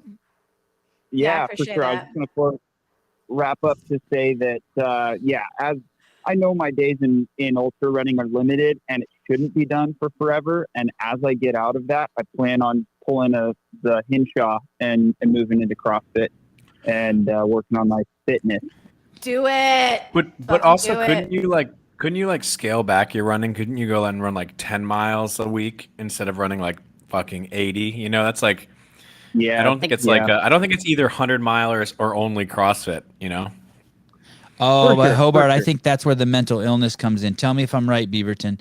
It's like I used to for do sure. I used to do these workouts where I would ride the assault bike for 10 calories and 10 push-ups and 10 pull-ups, right? And then one day, all of a sudden, I'm like, today I'm gonna take my shirt off. I'm gonna ride 20 calories on the assault bike, and then I can't go back to 10 because if I do, I'm a pussy. So do you Yep. feel like if you run 10 miles, you're like, oh God, is that really a workout? Yeah. There is that. The mental illness is definitely a part of it. But that's part of like, dude. That's how being Kate feels yourself if she only has 3 boyfriends. If she drops below 3, she's like, oh, only 3.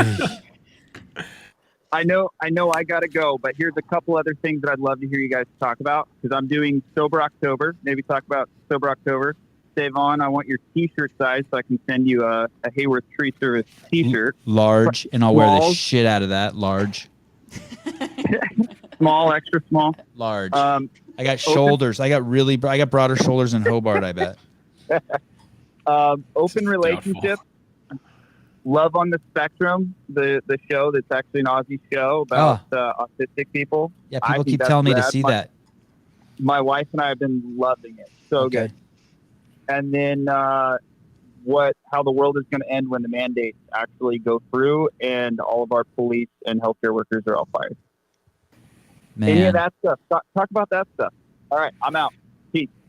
Are you guys hearing all the predictions that are coming in now because of all the boats circling off the coast of the United States? They say that they're basically going to smash the supply chain and cause real chaos. And I don't know who they are, but there's like running out of gas in the UK, running out of natural gas or carbonation or whatever, soda in the UK, running out of toilet paper in the United States. Costco's putting a limit on toilet paper. Supposedly there's going to be a huge supply chain issue very soon, and we're going to have 6 months of just chaos so that the authoritarian regime can push us even further into being scared and applying new laws. I don't know if it's true. It's not going to happen. Chat are saying. Good. Thank you, Hobart.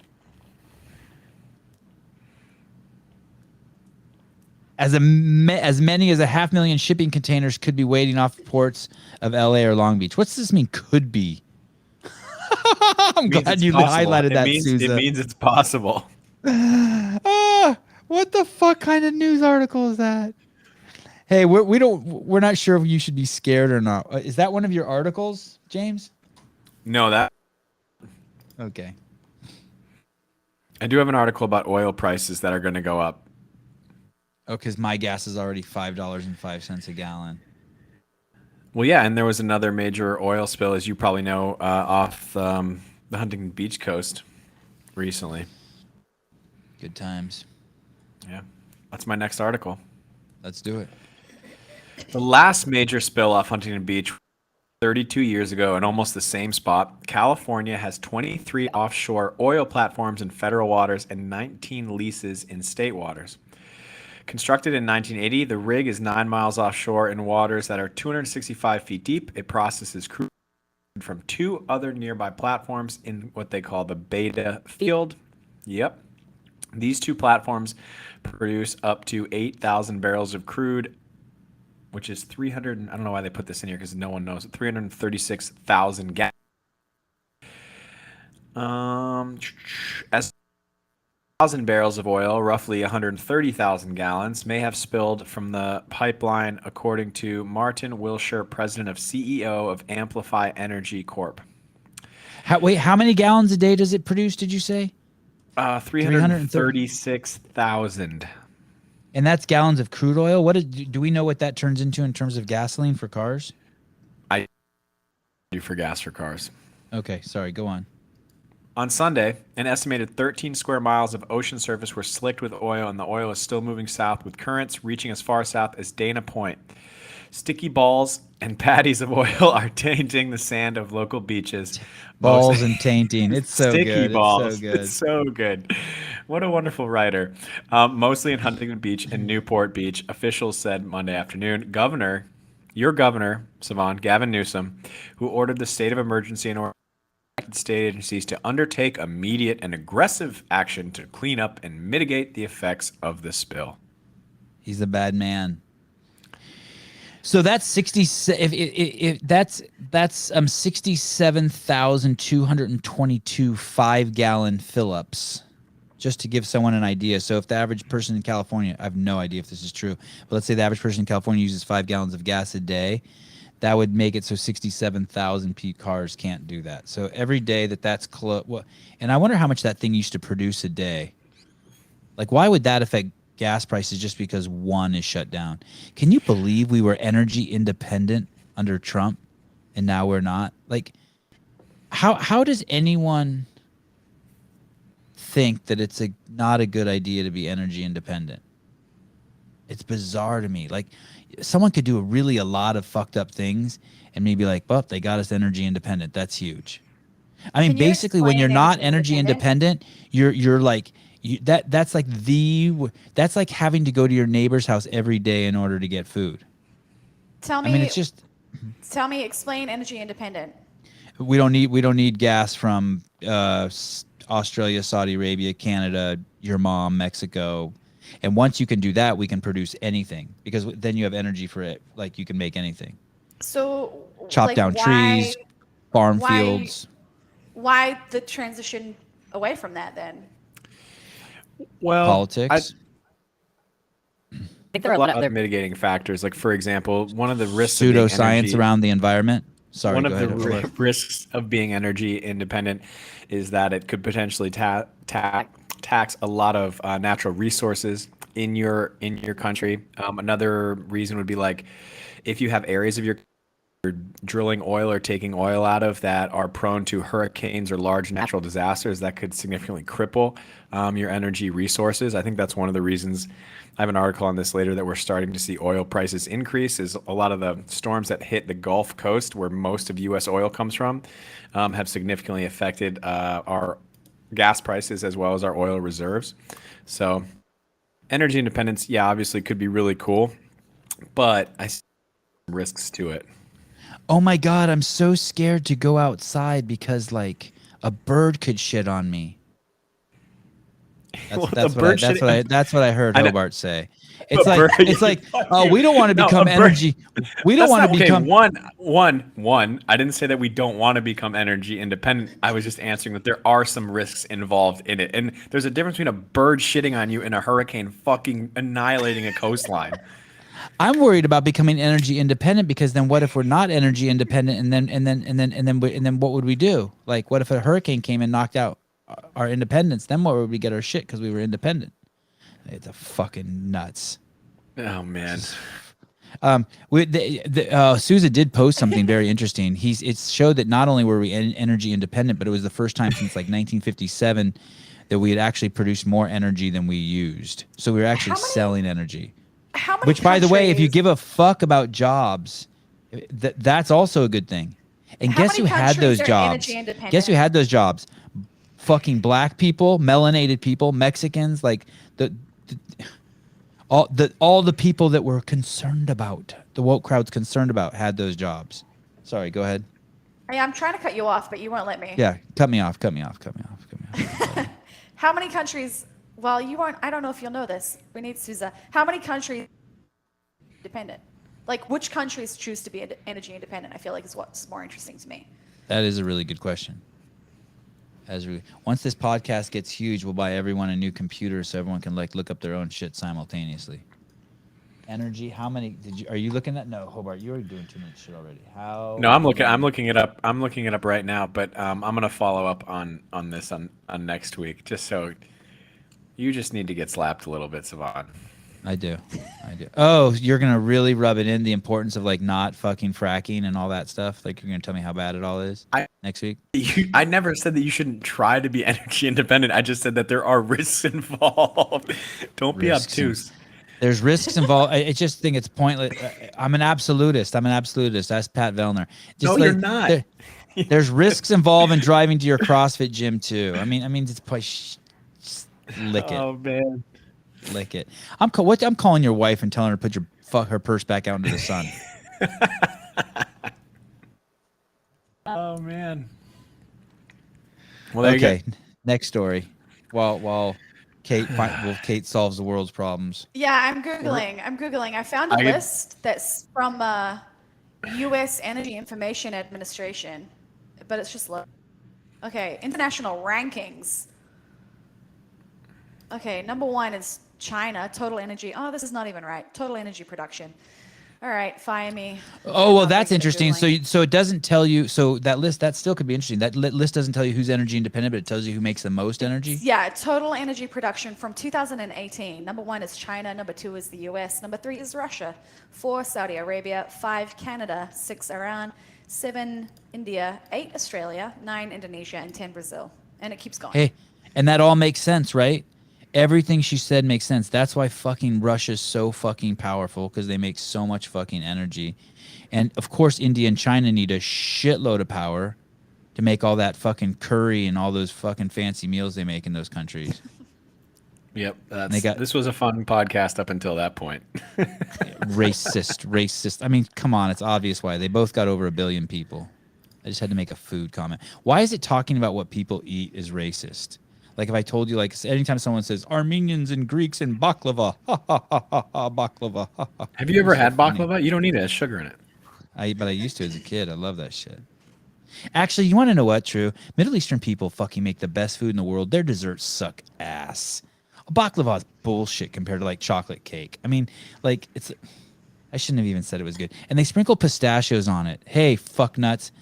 Pistachios should never be mixed with fucking desserts. No pistachio ice cream, no pistachio on cakes. Pistachio is like not a dessert. Oh, pistachio gelato is amazing. Ah. I was about to say I have like the best pistachio ice cream out here. See? It's good. You guys probably Looks don't like- like bubblegum ice cream looks either. like you guys I'm are so taking- classy. I'm taking my balls out of the purse. I'm back, baby. Now what? Now what? Because you're talking shit?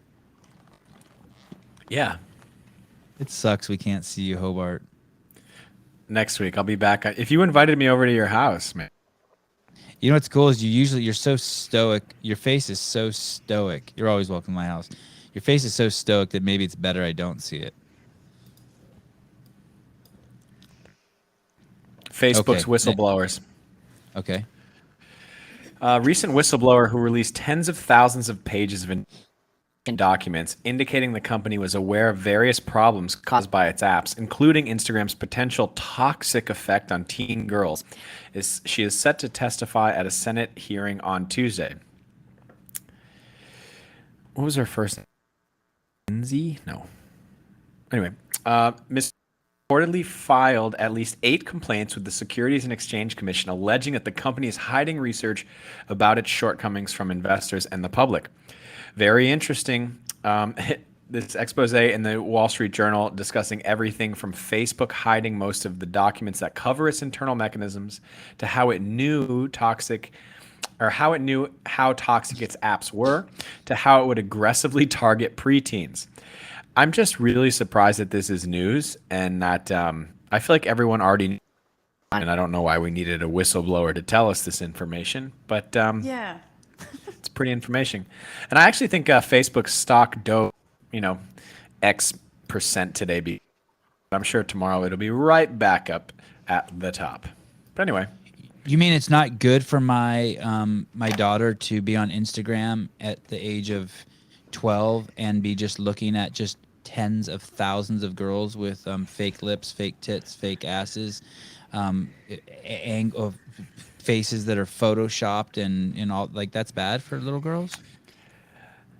I didn't know that. Surprise. I And didn't then know they that get at all. likes on their photos to tell them I- if it was good or not. Yeah, I thought it was just me who was bad, who was like talking about like how your kid's super duper healthy and you don't need to like pump them full of medicine. I thought that was what was evil. I'm so confused. That's why you're banned. Hey, it's so funny too. Like, fuck you. I want to punch that bitch in the face and anyone who's covering this story, including myself. Like, hey, dude, 55% of all calories in Mexico are consumed by soda pop. Like, that's worse than anything Facebook will ever do. That, like, you are making kids obese. You're a piece of shit. LeBron, Oprah, I've said it a million times, the Williams sisters, anyone who's selling soda pop, you are, it's 2 kids, you are horrible. And it's just, and the relativity of it all, it's like when this Facebook and Instagram collapsed, I guess the other day for 8 hours or whenever. Do you know what I thought? I just thought it was my phone.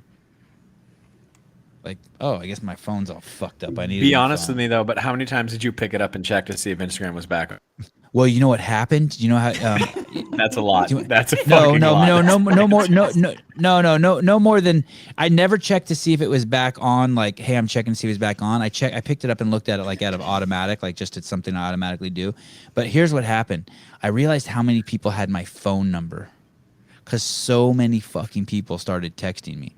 Not even that Facebook was down, but just people I normally talk to on Instagram. My text just got crazy. I'm like, shit, you got my number? No one texted me. Yeah.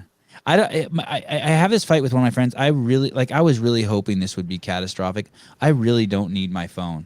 Like, I really am not addicted to my phone in the slightest. I enjoy it, but it's just another platform. Like, I never look at likes. All I care about is comments. I'm not interested in likes at all. I couldn't tell you like any of that stuff. But I do like the platform just because it's a place to publish.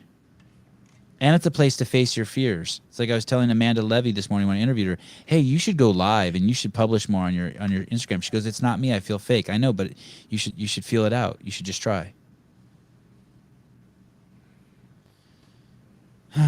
One thing to add to that story that actually makes it a little bit more interesting than just the teenage girls and the toxicity there is actually that I think it's toxicity. You dropped a C. Thank you. I think Yep. that Zuckerberg testified in front of Congress that they did not have algorithms and different things that involve social engineering and also civil unrest. And in her story, she's saying that they knew that that was happening. They shut it off temporarily during the election and watched how much stuff dropped and then turned it back on, even though Zuckerberg testified in front of Congress that they do not do that. So that's one thing that's interesting about her whistleblowing story. I hope the fucking GOP rips fucking Facebook and Google apart, makes them fucking sell that thing 6,000 ways from tomorrow. It sucks. It's the censorship. The censorship is just complete fucking bullshit. Yeah, but you got. And at first I was like, hey, they should be able to do whatever they want. But now that they're in bed with the government, they can't. They shit the bed. Once you get in bed with the government, you're doing the government's dirty work. Fuck you. Like, you can't do whatever you want. We own you now. Great story, James. Thanks. My mom told me I should be more funny, and all you're doing is getting me riled up. I blame you. Okay, well, this next story is funny, and it's going to be long form, and maybe it's where we wrap it, but I don't know. I feel like we're doing well here. But 928-583-3903, live call-in number. It's bam. Okay. I was just going to kind of breeze through this story, but the more I started reading it, the more I was just blown away at the world-class level of criminality of these two here. So New York mother and son arrested in theft of Pelosi staff's laptop during Capitol riot. So someone stole one of Pelosi's staffers' laptops. All right, here we go. I like this. This is cool. This is a cool story. This is interesting. I had always heard that it was Pelosi's laptop that was stolen. It's interesting now that it's one of her staffers. Yeah, I bet a lot of those senators don't really have laptops because when you're 1,000 years old, you can't freaking use one. Right. Anyway, a New York mother and son have been charged with the theft and aiding the disappearance of a laptop belonging to the staff of House Speaker Pelosi during the January 6th riot after the FBI initially raided a home 40 miles away in Alaska. The FBI on Friday arrested Marianne Mooney Rondon, 55 years old, and her son Raphael of Watertown, New York, in connection with the stolen laptop. Hey, can I say something real quick? I'm perfectly okay when they fucking storm the Capitol, by the way, with the police there opening fire on the crowd. My dad tells me I'm out of my fucking mind. Dude, you cannot storm the fucking United States Capitol. And I think all the cops there and everyone who runs security there is a bunch of pussies because you shouldn't. There's got to be places that are it's sacrilege and what's sacrosanct, whatever the fucking word is. You shouldn't be allowed to do that. You shouldn't be able to if you if you jump over the fence and get on the White House lawn, you should have a fucking bullet put in your fucking head. Our leaders need to be protected at all fucking costs. Same with our police. You fuck with the cop, you should have your fucking skull smashed in, I think. You fucking go after AOC, who's a complete piece of shit, or Gavin Newsom, who's fucking Hitler reincarnate. You should have your fucking head stomped on. They're elected into office and they're supposed to be serving us, and we should fucking respect them. I think to call that thing as an insurrection is fucking idiocy too. An insurrection. Did you see any tanks or cannons or drones carrying grenades or bombs? Shut the fuck up. Insurrection. That was just shitty security. How it's so fucking embarrassing. How do you attack the United States Capitol building with just a fucking bunch of dudes in fucking fur coats and shit? And they weren't. And then inside it shows them hanging out with the guards and talking to them all calmly and peacefully. It's fucking man. Why couldn't there just be 1,000 cops that just show up there with billy clubs and just start beating people? I'm serious, just right there on the lawn. Sorry, the rules don't apply here. This is fucking where our senators and congressmen hang out and try to, nuts. Absolutely nuts. Okay, sorry. By the way, I really love the picture of those two. They look like they're out of one of those movies. What's the guy who used to make all like the movies like Kennedy and the director, and he made Natural Born Killers. Hey, Greg, what's up? What was that movie? No. Or the author, Oscar, what's his name? I'm trying to tell this funny story. You're going off on a rant, and now somebody's calling in. Just answer the damn phone. It's Lawton. Jesus, I fucked up. I pushed the wrong button. Sorry. I don't know if we can get him back. Oh, man. Oh, shit. Huh. Don't allow the weather out. Okay. Audio. Here we go. You're on the Sevan Podcast with Kate Gordon, Matt Souza, James Hobart. How can I help you? What's up? What's up, guys? Hey. TJ from Oklahoma. What's up, Gay? Hey, how you guys doing? Good. Hey, real quick, I just wanted to tell James, I love the resources for the affiliate programming. I have my L1. I'm a coach here locally, and we're doing the affiliate programming, and it's amazing. So we switched from TwoBrain to the affiliate programming about 2 months ago. Hands down, better deal. Oh, I didn't know. Chris Cooper, TwoBrain offers programming. Well, we were told we were doing the TwoBrain programming. I think the structure for running the affiliate and all of that stuff is great. As far as advertising and resources for the owners. If the program room we were doing was from TwoBrain, I didn't really like it personally. Are you comparing apples and oranges though? That's what I'm trying to get at. I'm lost. Someone fix me. You said that you switched from TwoBrain to the affiliate program. Isn't the affiliate programming is like how to get your clients fit and how to like from the second they walk in to the second they leave, how to warm them up, work them out, and get them out the door to be happy and make it the best hour of their life. And TwoBrain is like what kind of toilet paper to buy and how much to pay your staff and performing with excellence. Isn't that like two separate? Well, I'm not 100% sure. I listened to your podcast with that the other day. I don't know much about the other side of that. All I was told is that we were doing TwoBrain programming, so that I may be inaccurate there. Oh, okay. Just checking. But the affiliate programming is amazing, James, and you guys are killing it. So the videos and all of the links and stuff that you send out for the coaches is spot on. Well, I appreciate you saying that. We actually, thank you. What affiliate are you at? Jurassic CrossFit. Jurassic CrossFit. Hobart. Awesome. Yeah, Yep. appreciate that a lot. Yep. Yeah, you're welcome. Thank you. And don't DM James and tell him how great it is because he's not going to read it anyway. Savon know, is that's just what I heard. mad You because never I don't answered respond to the DM. him. That's true. Yeah, I'm sure if some random guy from Oklahoma DM'd you, you'd get right on that, right? Yeah, Get right on anything. Anything his wife tells him to, he'll get on. Good to know. Hey, the other thing I wanted to ask about, well, second off, Kate, been loving the your guys' podcast. It's amazing. What y'all do, I don't know that I could ever do it, but it definitely makes you think about monogamy and all of those things in a different way. And if you, I think there's good things there, no matter what you want to do. So I like listening to your guys' deal too. That's awesome. I think Thank you. Is marriage an You're welcome. archaic? Is marriage an archaic institution? Yeah, I suppose I'm not married, but Oh. it was. What do you think, Kate? Yeah, not to say that that's a bad thing, though. You know, I think Okay. it's a traditional thing, but I don't think that necessarily means it's bad. I think there's, yeah. Oh shit. Kate might be in love and her whole shtick might be all fucked up. Well, it's definitely gonna make you think about things. It makes me think about things. Like I said, Just I don't don't- lie. I don't If you're gonna be a pimp, the key to being a fucking motherfucking pimp is just don't lie. A pimp don't lie. No, don't lie. A pimp don't I lie. don't- No, you don't lie. You just love them all and you're honest with them all. You just don't lie. There you go.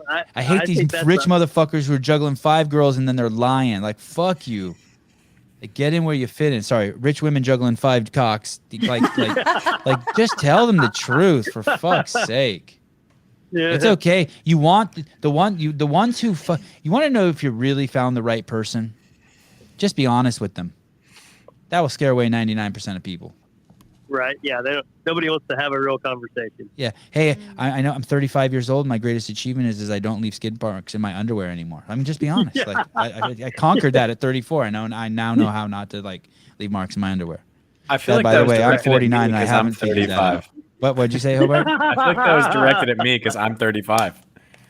Hobart, you're so pristine. I don't even think you shit. You're one of the few. You're like, you're so pristine. Is that true, James? You don't shit? I don't feel like that follows the prescription. I don't even call it that. I still call it number 2, and I haven't done it in about 23 years.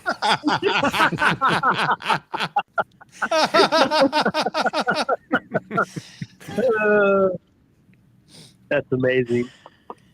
And the other thing I wanted to just bring up and see if you guys could talk about it was I saw the Precision Care, CrossFit Precision Care kind of went live today, I guess. And just if I don't know how much you guys know about it, what the whole thing is with it. I signed up for it. I think it sounds like a. Are you rich? Am I rich? Yeah. No. Isn't it expensive? I have no idea. I just got on the waiting list. It didn't talk about any of that. I'm assuming that it will work with your insurance and things like that, but maybe not. That's why I was kind of wanting to see what James and Kate might know about it. So I have a lot of strong opinions on it that I won't say with James and Kate around, but be prepared in the next couple weeks. I will watch that fucking thing closely. There are some things in there that really interest me. Yeah, it's a very interesting concept and plan. And I mean, you work out and you eat right, you'll be good. Stay close to your affiliate owner. Right on. If they're not doing you right, switch to another affiliate. The affiliate owners are fucking amazing. People have taken their L1 are amazing. They'll answer a ton of your questions. Stay healthy and eat right, especially now. Be strong. The planet is weeding out the weak right now. What? Hey, have you heard the comedian that talked about letting your kids, if they're stupid enough to walk off the end of the cliff, that you just need to let them go? Like that's natural selection. If your kid's dumb enough to walk off the cliff, you just need to let them go. We need to get rid of those. That's how I feel about anyone who comes on this podcast. Or they're walking off the end of the cliff. Yeah. My mom's like, why do these people come on the podcast with you? I'm like, it's okay, Mom. Natural selection. Let it happen. There you go. Hey, I appreciate you guys taking my call. Yeah, man. Thank you so much. I love the podcast. You guys are great, and thanks for everything you're doing. Word. Take care. The show is back to you, Hobart. Right, can we see that? Can you, Susan? Can you refresh us with this husband and wife? No. Mother and son.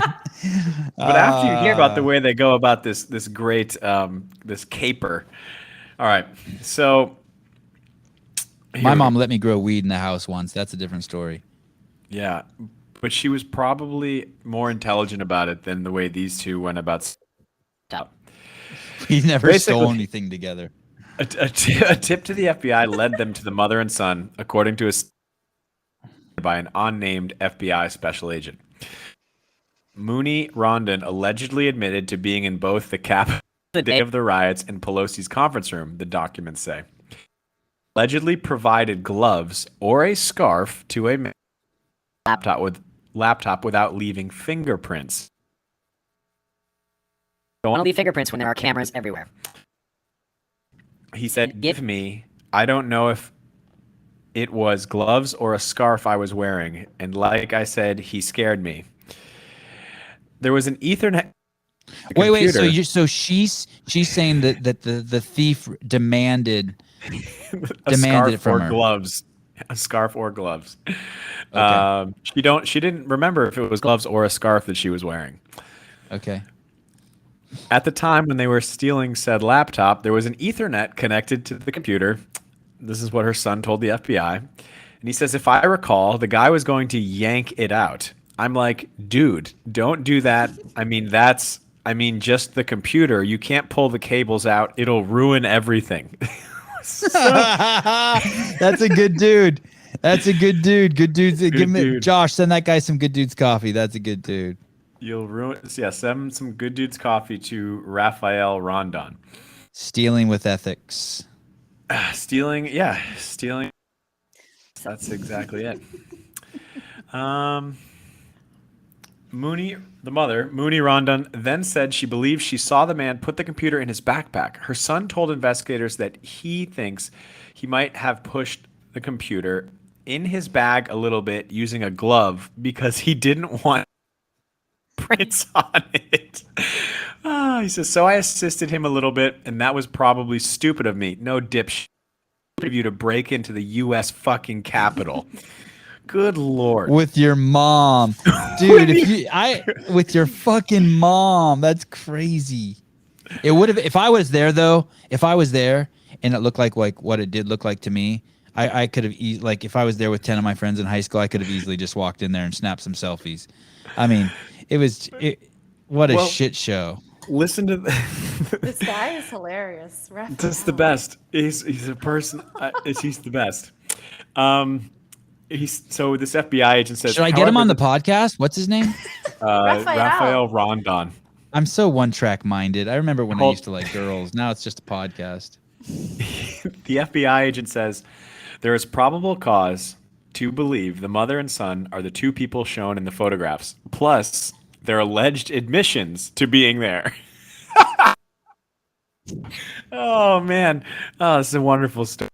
That's the caliber of people who. What did you say? Anyway, they look like movie characters. I mean, she looks like she's straight out of like a Godfather film. She doesn't look for sure. Can you imagine breaking into the Capitol and not being happy? God, then why'd you do it? Hey, did you guys ever see Game of Thrones, that HBO series?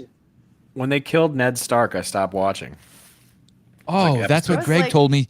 That's what Greg told me too. Not Ned Stark, but when they did the wedding where they killed all. He's like, they killed everyone I like. I'm done watching this. Yeah. Yeah. Was that when they killed Ned Stark in that wedding? No, they kill him early. They kill him like episode 3. Oh. I think it's episode 1. I'm pretty Maybe sure it was he episode. dies in the first episode. He's like the, and then he was just the only redeemable character. And then when I saw I was like, oh, I see where this show is headed. Who cares? Maybe it was episode 1 of like season 2 where he dies. It's somewhere in there. It's early. It was. And it was very he's the early. coolest guy in the whole thing. But That where were you relationship. going with that, Sevan? That relationship with that mom and that little boy. Joffrey. No. The queen or The boy who likes to push people in that hole that goes like fucking that pit, that cliff. oh, the sister that lives like up in the towers. Yeah, he's like 13 and he breastfeeds. Yeah, You probably didn't meet him, Hobart. He came later. Man, that was some uncomfortable shit. Man, I didn't like that. God damn, I didn't like that. Too close to home. Gotta call my mom. Fuck, that was some creepy shit. Okay, sorry. Go ahead, Hobart. Oh, so what reminded me of that is like you see, like they're breaking into the Capitol, and the 23-year-old boy looks like he's like his mom's walking him on a leash. It's like Jesus Christ, dude. Can you imagine like egging houses with your mom? Like, what are you doing? Get some friends. I just can't get over the fact they're worried about their fingerprints. Like that's what they were worried about throughout that whole process. You broke into the They've been U.S. watching too many movies. You're worried about that's how they're There's going to catch 20,000 and there's 20,000 iPhones and cameras there filming everything. I know, it's nuts. pictures of themselves. It's devastating. He has another quote in that article where he's like, "Yeah, we're gonna like break in or something," and it was like him saying he was there. Oh yeah, he said. Guilty. Yeah, he goes. old officers that He and his mother took the metro into Washington on January 6th because, hey, I'm not taking my car into the city building I'm about to break into. He said that. Yes, Ah, fuck, it's the best. to an FBI agent. Oh, so they already knew ahead of time they were gonna do that shit. Oh my god. That's why they had like they're like, okay, can you imagine them planning that? Being like, guys, don't touch anything. No fingerprints, all right? How would you Yeah. think that that's a good idea? Let's take the and you metro. weren't gonna get Let's sneak shot? in. We'll sneak Yeah. in. We're not going to take the metro. Like it's not like it's like an Ocean's 13 movie, you know? Like Do you know what? I reckon when he was talking to the FBI agent, he would have been pretty proud of their plan, right? Which is why he shared. He's like, well, we didn't want to drive in, man. Like, obviously. Like, we weren't going to touch it with our fingers. Like, come on. Dude. Fuck. I hope he got the vaccine. Oh my god. I'm gonna glaze over Any more that. stories, Hobart? You got any more stories? More because we spent so much time talking at the beginning. Like we have another 6 or 7 stories. How so many we could stories just have we done? 2? 3. maybe. I even skipped my dinky dino. Can you guys hear Hobart okay? I'm yelling into the Listeners hear mic. Hobart? Good, yeah. Good. I saw that post that Brian made today, Brian Friend, and I text him. I'm like, dude, come on the show. It'll be therapeutic for you. He came on for 20 minutes and fucking vanished. I do like and then made a jab at me of all people and then left. What was it? Like he was basically saying Kyle Kasperbauer's better than you. I barely heard it.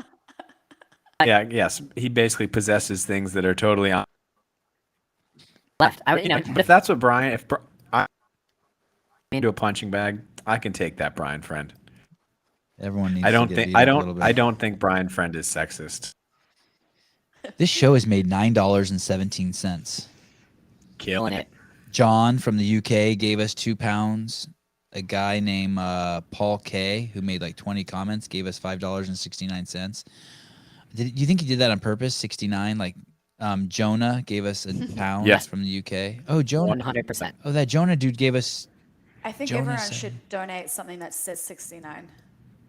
Yeah, I agree. Or 96, because we're not sexist.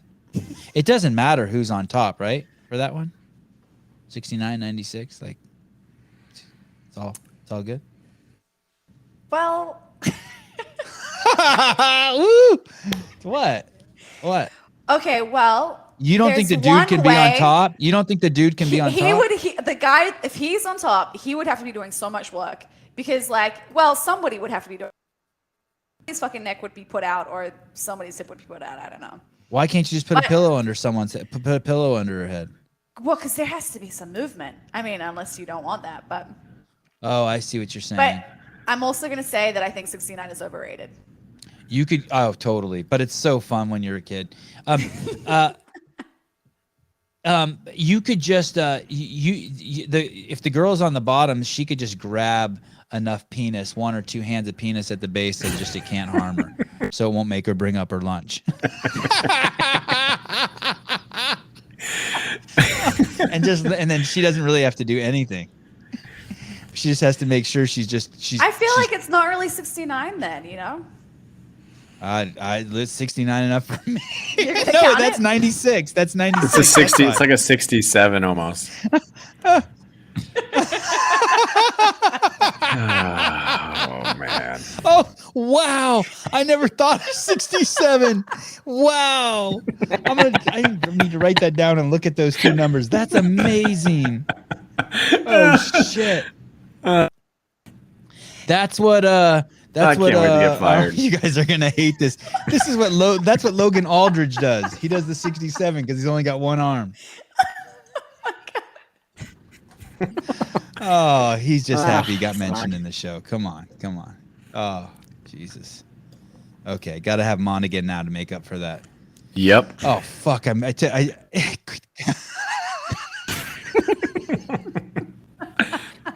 My mom listens to this podcast, man. I know, that's what I think too. Don't I feel ever like you go said there. that Don't ever last think time about as your. well. What'd you say, Kate? You said, and we've been talking about your balls and 69. Do not. But the balls thing is a joke, though. The 69 thing is real. Hey, Hobart, don't ever go there. That will fucking ruin you. A couple times a show, I think about like my mom or my sister or who might be listening like that, and like, or my wife, and I'm just like, dude, you better block that shit out. You're never gonna be successful if you let those creep in your mind. Okay, shit. I feel good. We want to do Yes, another my one? horse friend. I actually I was Harry. It's funny you bring up my horse friend. I was thinking about maybe telling some more stories about him. El Caballo. Yeah, El Caballo. I mentioned it to him the other day that Oh, I yeah. shared this. I mentioned it to him the other day that I told the story. He had this girlfriend. And she always was begging him, "Please put it in my ass. Please put it in my ass. Please put it in my ass." And he said he never would. And I said, I don't blame him. Like, this poop is. Anyway, that's a whole nother subject about how I feel about poop. But so I'm like, "You never did it?" And he goes, "Dude, I couldn't put the whole thing in her vagina. How the hell was it going to go in her ass?" And then you know what? She broke up with him. And you know what the first thing he said to me? "I wish I would have put it in her ass." Like, fuck. Missed opportunity. I'm serious. I feel so That's bad the for your first mom, thought. James. That was the first thought when she broke up with him.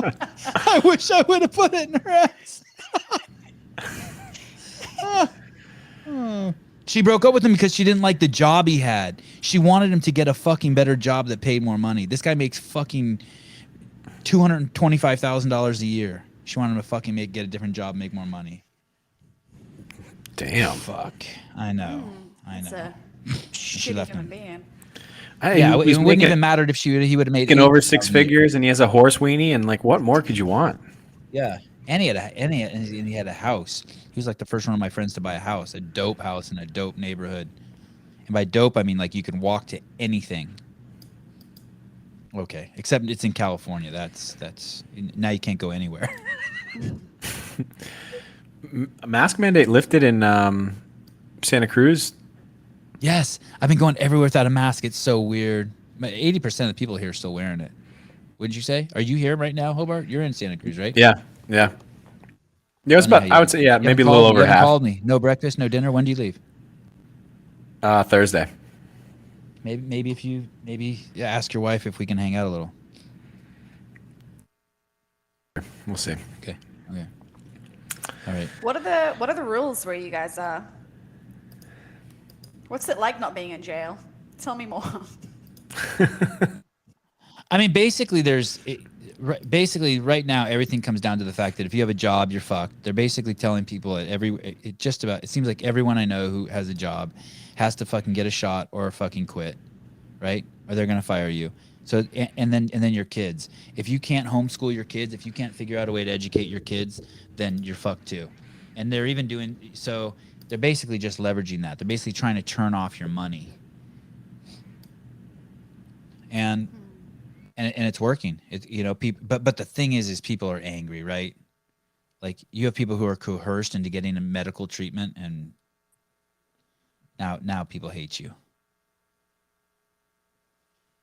There's a hum that went away. Yeah, I just got really quiet. That's because the air conditioner in Hobart's room just turned off. I bet, right, Hobart? Maybe we just lost Hobart altogether. Oh, that would be amazing. Bam! He's gone. Let's talk about 69 more. Fifi Stein says, "I love your tattoo, Kate." Can we see it, Kate? Which one? I have a few. But there's It one on might your be- shoulder, I think. This Oh, one? you have a tattoo in your armpit? Yeah. Wow. Yeah, I just got it finished earlier this year. Took a What is while. that? It's similar flower. Like I've got one on my shoulder, I've got one in my elbow, and now one in my armpit. It's a chrysanthemum, but it's kind of like a interpretation of a chrysanthemum. It's not super realistic. Wow, that's awesome. I was never attracted to armpits until I started doing CrossFit. And then I noticed just over the years, just because there's so many pictures of women and men hanging like Yeah. this, that I've really learned to like- appreciate this whole part of the body, the lat, the breast, the shoulder, the And when you see people's like tricep, yeah. bicep and shoulder and lat, it's like the same thing when you're looking at that video of what was the chick who cleaned 200 and whatever pounds. It's like Yeah. her butt and hamstring Vicky. and quad. It's the Yes. same thing. If she did this with her arms would just like separate out. It'd be sick. Yeah. She'd have Yeah. she'd have veins as well. She's got stomach veins. She'd have veins I mean, everywhere. We've reprogrammed ourselves in this community.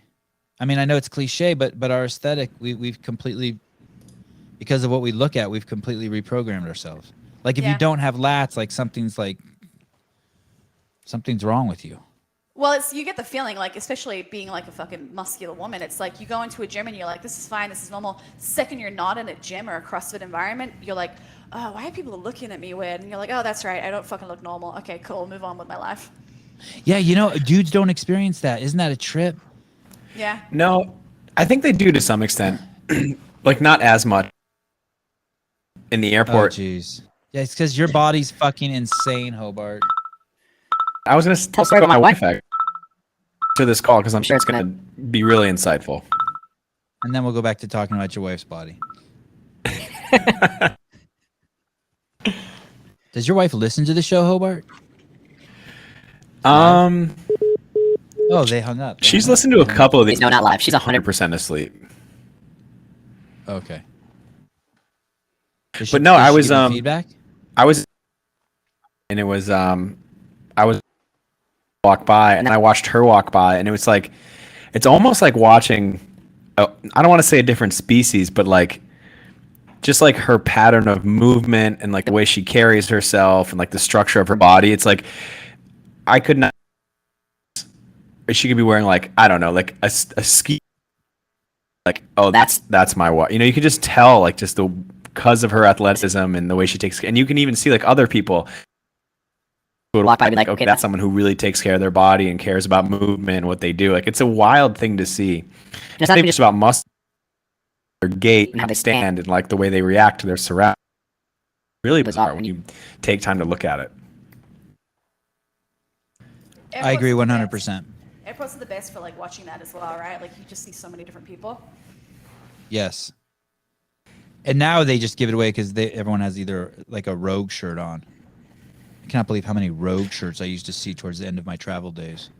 Nanos are such a big giveaway. Yes. Yeah, the footwear is just crazy. Yeah. Yeah. The only good shoe left is the Nanos, Victos. Snowballs. Oh yeah, somebody was commenting on them in the on YouTube. Yeah, the Victos Core, only good shoe. I wrote them and I said, you motherfuckers have to sponsor me. They're like, no, sorry. I'm like, oh. At least seriously, I think I sent like 2 or 3. I know, it is cool they responded to me. I'm like, come on, man, I fucking love your shoes. Hook me up. I go, you guys used to hook me up. They're like, well, the dude you had as a contact here doesn't work here anymore. I'm like, well, that's okay. I still love your shoe. We fired him because he was hooking realized how people much up. I really love their shoe. What'd you say? We fired him because he up too much. Oh, maybe. But I don't. If they knew how much I really love their shoe, they would hook me up. Or if, how does Reebok not make the Nano 2? Everyone loves that shoe. And they Go stopped on making eBay, it, right? man. They re-released it multiple times. I have 20 pair. Oh, you used to work there. That's why you're getting a little defensive. Okay. No, I don't think their 2 is the best shoe.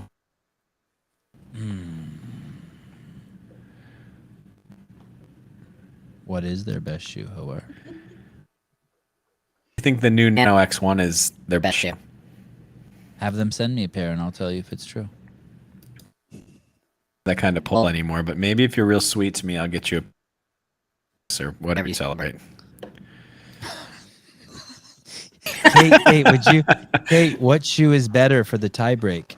The Nano 2 or the KS135 that Hobart likes? I never owned the Nano 2. I actually think the Nano 9s, I think it's the 9s, are my favorite. Well, 9 is closer to X, so. Yeah, I have the X I really like. I have had to hack them a little bit for running, but they're the most comfortable shoes I have for running now that I've kind of buffed out some of the seams. Uh-oh, so here comes Sousa. Here comes Sousa. I think the Nano 9 was too heavy. For a Nano 2? I probably have 20 pairs of brand new Nano 2s.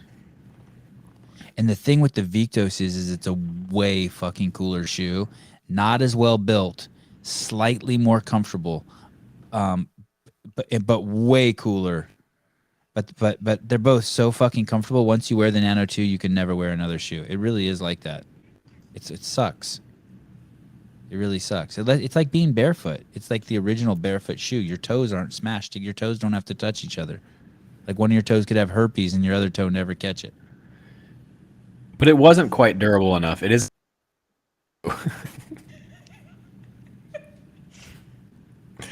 Okay, Oh, Hobart, man. let's go on. Oh, we're going. All right. The shadow presidents. Secretary Stephanie Grisham released a book recently detailing her time working in the Trump White House. On Tuesday, she said that Jared Kushner and Ivanka Trump, former President Trump's son and daughter, saw themselves as shadow president and first lady. Wow, I believe it. Said Kushner got really heady with power, surprise, surprise, and would insert himself into he was not qualified to take part in. She said she believes that while Kushner is an Ivanka Trump is the brains and the smarter one, noting that she is very controlling of her image and remains calm and control, which Grisham said is unlike her father, Donald Trump. So we in the East Wing would do what we could to stop it or mitigate it. At the end of the day, it's his daughter and son-in-law, and nobody could. Not That's how it surprised. was. That's how it was when there was a time when I was at CrossFit. I know people are gonna think I'm trying to be funny, or like I thought I was the CEO. And now I don't work there and I think I'm the CEO.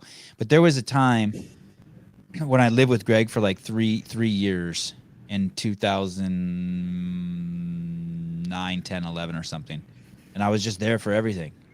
And I was like, okay, yeah, I'm pretty much just the co-CEO. I was everywhere with them. I was in this fucking house, sleeping in the fucking upstairs bedroom. I raised Avi the first year in that house.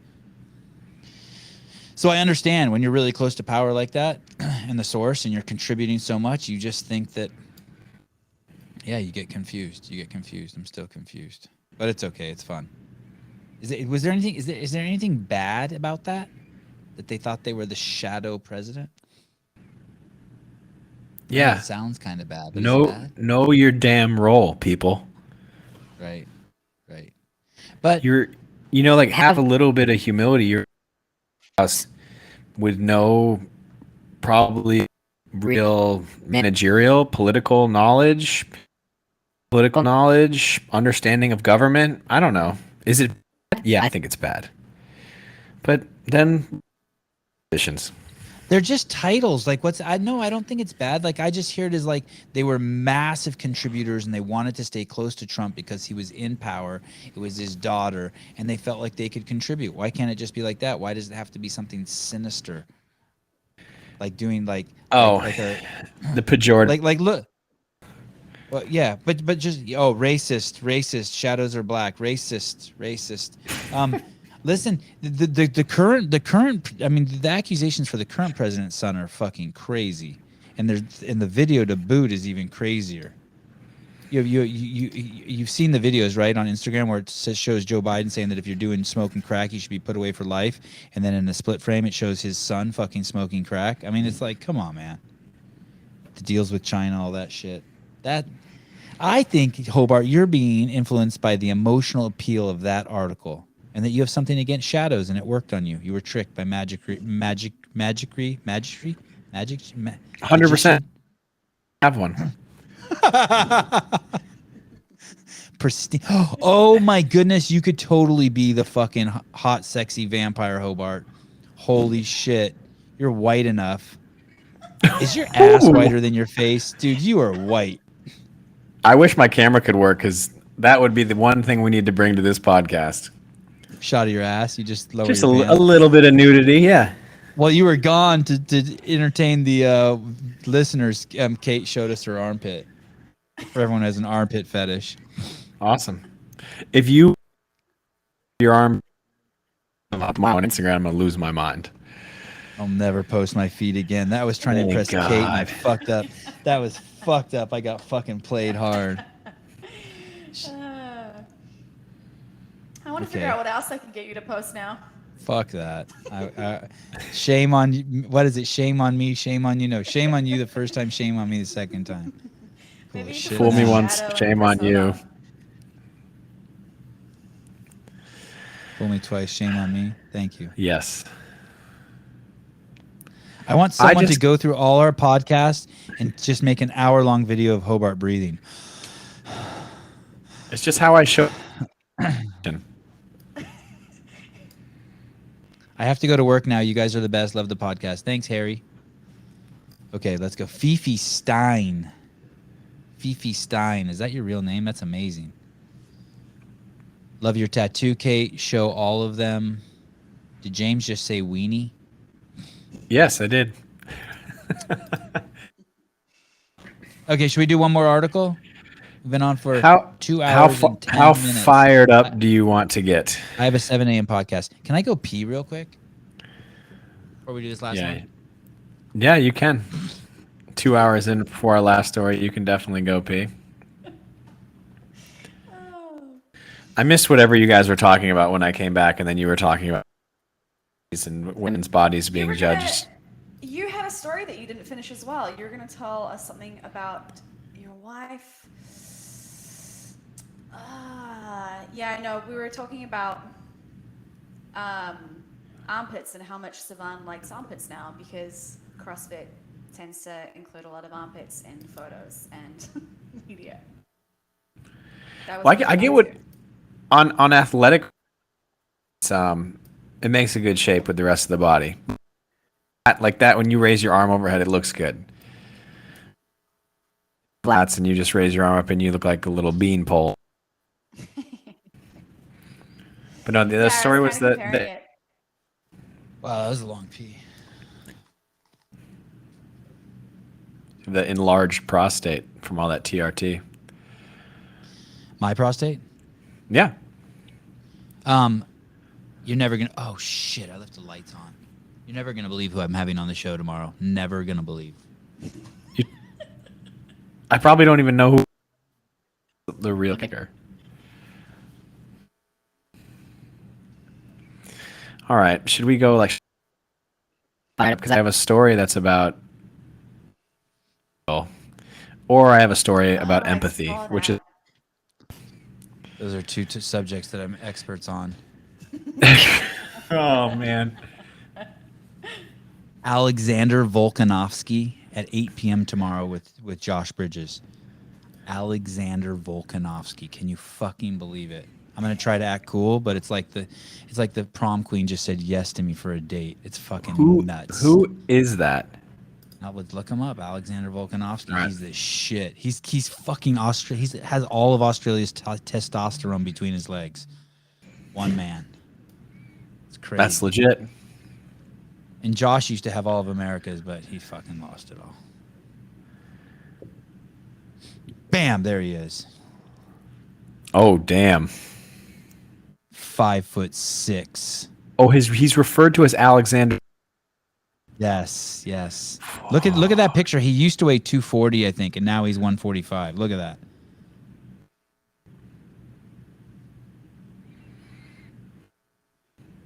It's crazy. Such a good fighter. So is he impressive. just battering people? I mean, he just handled Brian Ortega for the championship. But being 23-1 in mixed martial arts is insane. His record is insane, and he doesn't. And I want to say he doesn't get the respect he deserves, but I mean, he'll get it. It's coming. That's kind of cliche to say that. Okay, what would you like, Kate? Empathy or pills? Can I throw it to Hobart? I feel like All right. he should guide this. All right, I'll save She the would have empathy said one. 'Cause empathy. I was going to say something sexist. Yeah. I'll save the empathy one because it's got more in long form. Ideally next week. You know what? I'm going to skip the COVID pill. Keep this podcast. We're going to talk about tax. Oh, yes, tax havens. If you haven't heard, the Pandora Papers is a leak of almost 12 million documents and files. Wealth and dealings of world leaders, politicians, billionaires, and the data was obtained by the International Investigative Journalists in Washington, D.C., and has led to one of the biggest ever global investigations. A trove of these papers outline how global elites squirrel away their wealth to. There was a similar leak ago called the Panama Papers. These documents show wealthiest people routinely avoided any type of tax by placing nations or jurisdictions with low tax rates.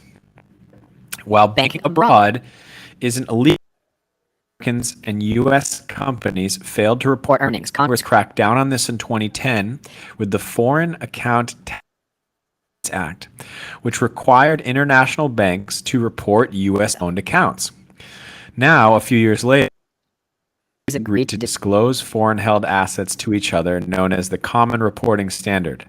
However, the U.S. doesn't follow this practice, so a lot of international wealthy their money inside the U.S., and I guess North Dakota is the hot spot to buy lots of land and hide.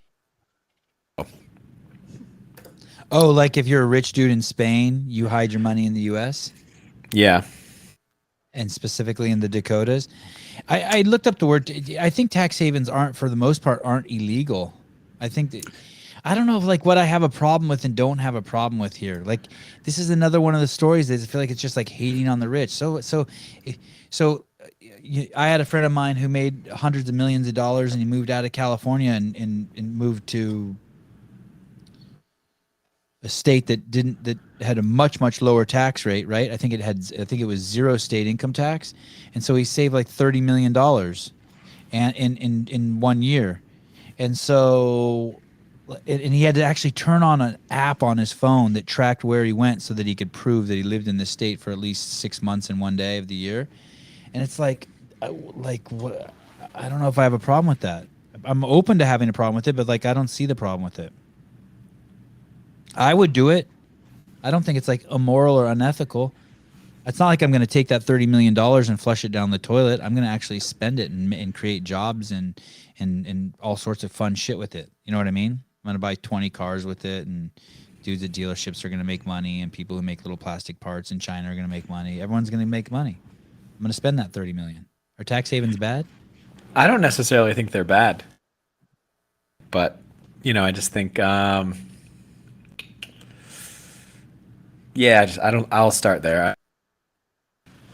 Bad. Are they bad, Kate? See, that's Susan. I engaged her. It's the rich just get richer, right? Or avoid having to give away some of their money. Yeah, I don't know. I feel like legally, if they've figured out how to work the system, then it's like the system's kind of been set up like that. So maybe the system's what allows it rather than the people that are rich, and maybe we're pointing the finger at the wrong person. This is my perspective. The government, everyone who works for the government is on welfare. We all pay taxes and it goes into this giant fucking pile. And the first people who take from that pile are the people who work for the government. The state employee, and not even like the good people who work for the government. I'm not talking about like the guy who cuts the trees for the city. I'm talking about the politicians, the bureaucracy people. They're at the top of the food chain for welfare recipients. We pay them money, and then from there, all of our tax dollars trickle down until finally they hit like school teachers and cops and like the guy who cuts the trees in the street, and then some welfare checks are paid. And so like I just figured that there's a giant, basically a welfare fund we pay into. I think is a very healthy way to look at it, and politicians are the first people who take from that fund, which is just fucking nuts. So then when I hear something like a tax haven, all I hear is like, okay, then the rich people are going to spend the money instead of our government. And what do they spend it on? They spend it on gardeners, they spend it on haircuts, they spend it on buying cars, they spend it on restaurants, they spend it on hotels. Like, that's cool. That's money for all of the rest of us. They spend it on videographers. They spend it on like website design, like podcast. It's podcasts. Like it still goes back into the system. Rich people are not sitting there burning money. Why would you want them to be? All you fucking idiots who want to tax fucking rich people. Do you fucking understand that the money then just goes to the government? Why not let them spend it and give it directly to us? Fucking idiots. And the government is not doing good things with it, so stop thinking it is. Look what they did in New York. They put tens of thousands of old people in fucking old folks' homes, and they died of COVID because of that, because of the what they enforced them to do. Meanwhile, our health secretary knew this was happening, United States Health Secretary, and she pulled her 90-year-old mom out of the nursing home in Pennsylvania. Have you ever seen our health secretary, Kate? No. Can you show a picture of her, Sousa? Or him? I can't remember if he went from a her to a him or a him to a her, but it went into it did the transition thing. And it was in she I don't know if it's she or he. I don't know what the word. There it is. Rachel. Oh, it's a her. So I don't know if Rachel was a dude or a chick at the time, but she was the in charge of health for the state of Pennsylvania. That's one of our 50 states. And she basically, during the COVID crisis, she pulled her 90-year-old mom out of nursing homes, a nursing home in Pennsylvania, and brought her home. Meanwhile, in Pennsylvania, old people were being pushed into nursing homes and died of COVID, knowing that it would spread in there like wildfire. Fucking nuts. And then Biden makes her the assistant secretary for health. And she's okay with kids who are 12 years old or something like that, crazy like that, getting sex change operations. No. And it has nothing to do with sex change operations. You shouldn't be fucking with a 12-year-old's hormones, period.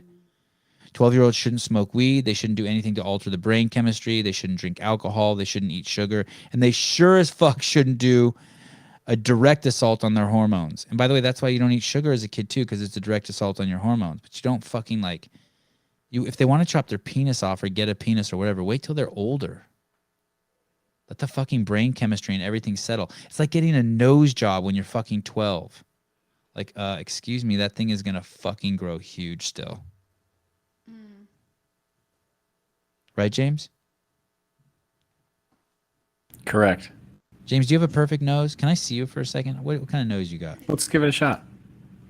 Let's see. Oh, yeah. God damn it. It's nice. It is. It's good. It's good. We went there tonight. Thank you. Thank you. You're welcome. Yeah, what's thank it? you guys? Have we made it? Do we make it to the end? No.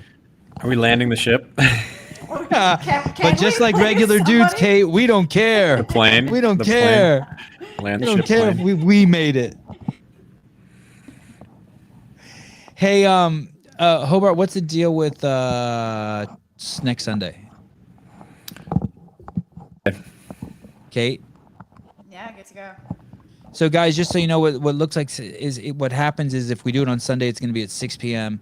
If we don't do it on Sunday and we do it like on some other fucked up night, and we're kind of like we've hitched this wagon to Hobart. So if Hobart works on Sunday night, then we can't do it Sunday. So then we do it another day of the week, and then it gets pushed later, and then it's because of my kids. I can't do it at 6, so we push it to like 7 or 7:30. So if you have any complaints, send the DMs not to Kate Gordon, not to Sevan Matosian, not to Matt Souza. Yeah, who's that pointing at you? Send them to @James Hobart.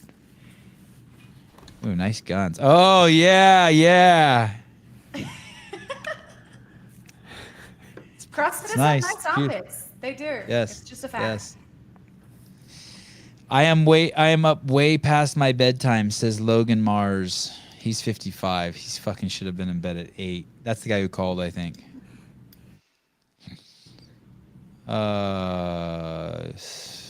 Wow, the gang is all here from Jenny Sock. That was when Brian was on. I'm just cruising through these real quick, see if anyone needs any love. Fix Hobart's audio. We got it fixed. Sevan, when are you starting your testosterone cycle? Oh, do you guys want to talk about the Ricky Garard podcast at all? Do you guys have any strong? We kind of need Brian here for that. I only watched the first couple. I didn't really watch it. Did you watch it, Kate? I saw the post that was put up on social media of Chase being like, "Did you or did you not?" And he was like, "Yeah." That was the clip that was put up that everyone was sharing that. That's all I you just saw. feel like let's move on from that shit. You know, like aside from Pat Vellner, like I don't think anyone else needs to have a gripe. And it's just I agree. life is long. I don't know if and that's people totally change. true what you said, but I do Yeah, think but- Vellner can have a gripe. But you're right. Yeah, but he's the guy who was in the arena. Like no one else was there. I just it's just like life is long. People change. It's complicated. People make mistakes. Some mistakes maybe irredeemable. Most of the mistakes you make probably not. All that classic. Oh shit! throw stones, Really? glass house shit. Yeah, Why aren't most of your mistakes redeemable? What are you talking about? You No, mean no, like I that think tattoo I- they take no, no, out no, in no, her I- armpit. Exactly. I know. I think most mistakes are redeemable, but it's Oh, like I think are the attitude is redeemable. like Okay. the attitude is like Ricky did steroids and he's built his foundation and he's has steroids in his system and he benefited from that and we can never unchange that. And it's like, well, if we're going to take that argument, then everyone competing at not everyone, a lot of people competing at some point in their life have probably had some competitive edge that wasn't necessarily due to all of their hard work. It's like so-and-so's genetics. Like, are you just genetically better so we can't let him compete? It's just stupid. It's like, Ricky thing, let him compete. If he wins, great. He's probably not going to win 5 in a row like Fraser did. So like that argument's not going to matter. And if he does, when we get to that point, we can have that argument. There you go. Last word with James Hobart. Move on from the Ricky thing, people. Jesus. Well, that fourth games that Froning won. That was all bro reps.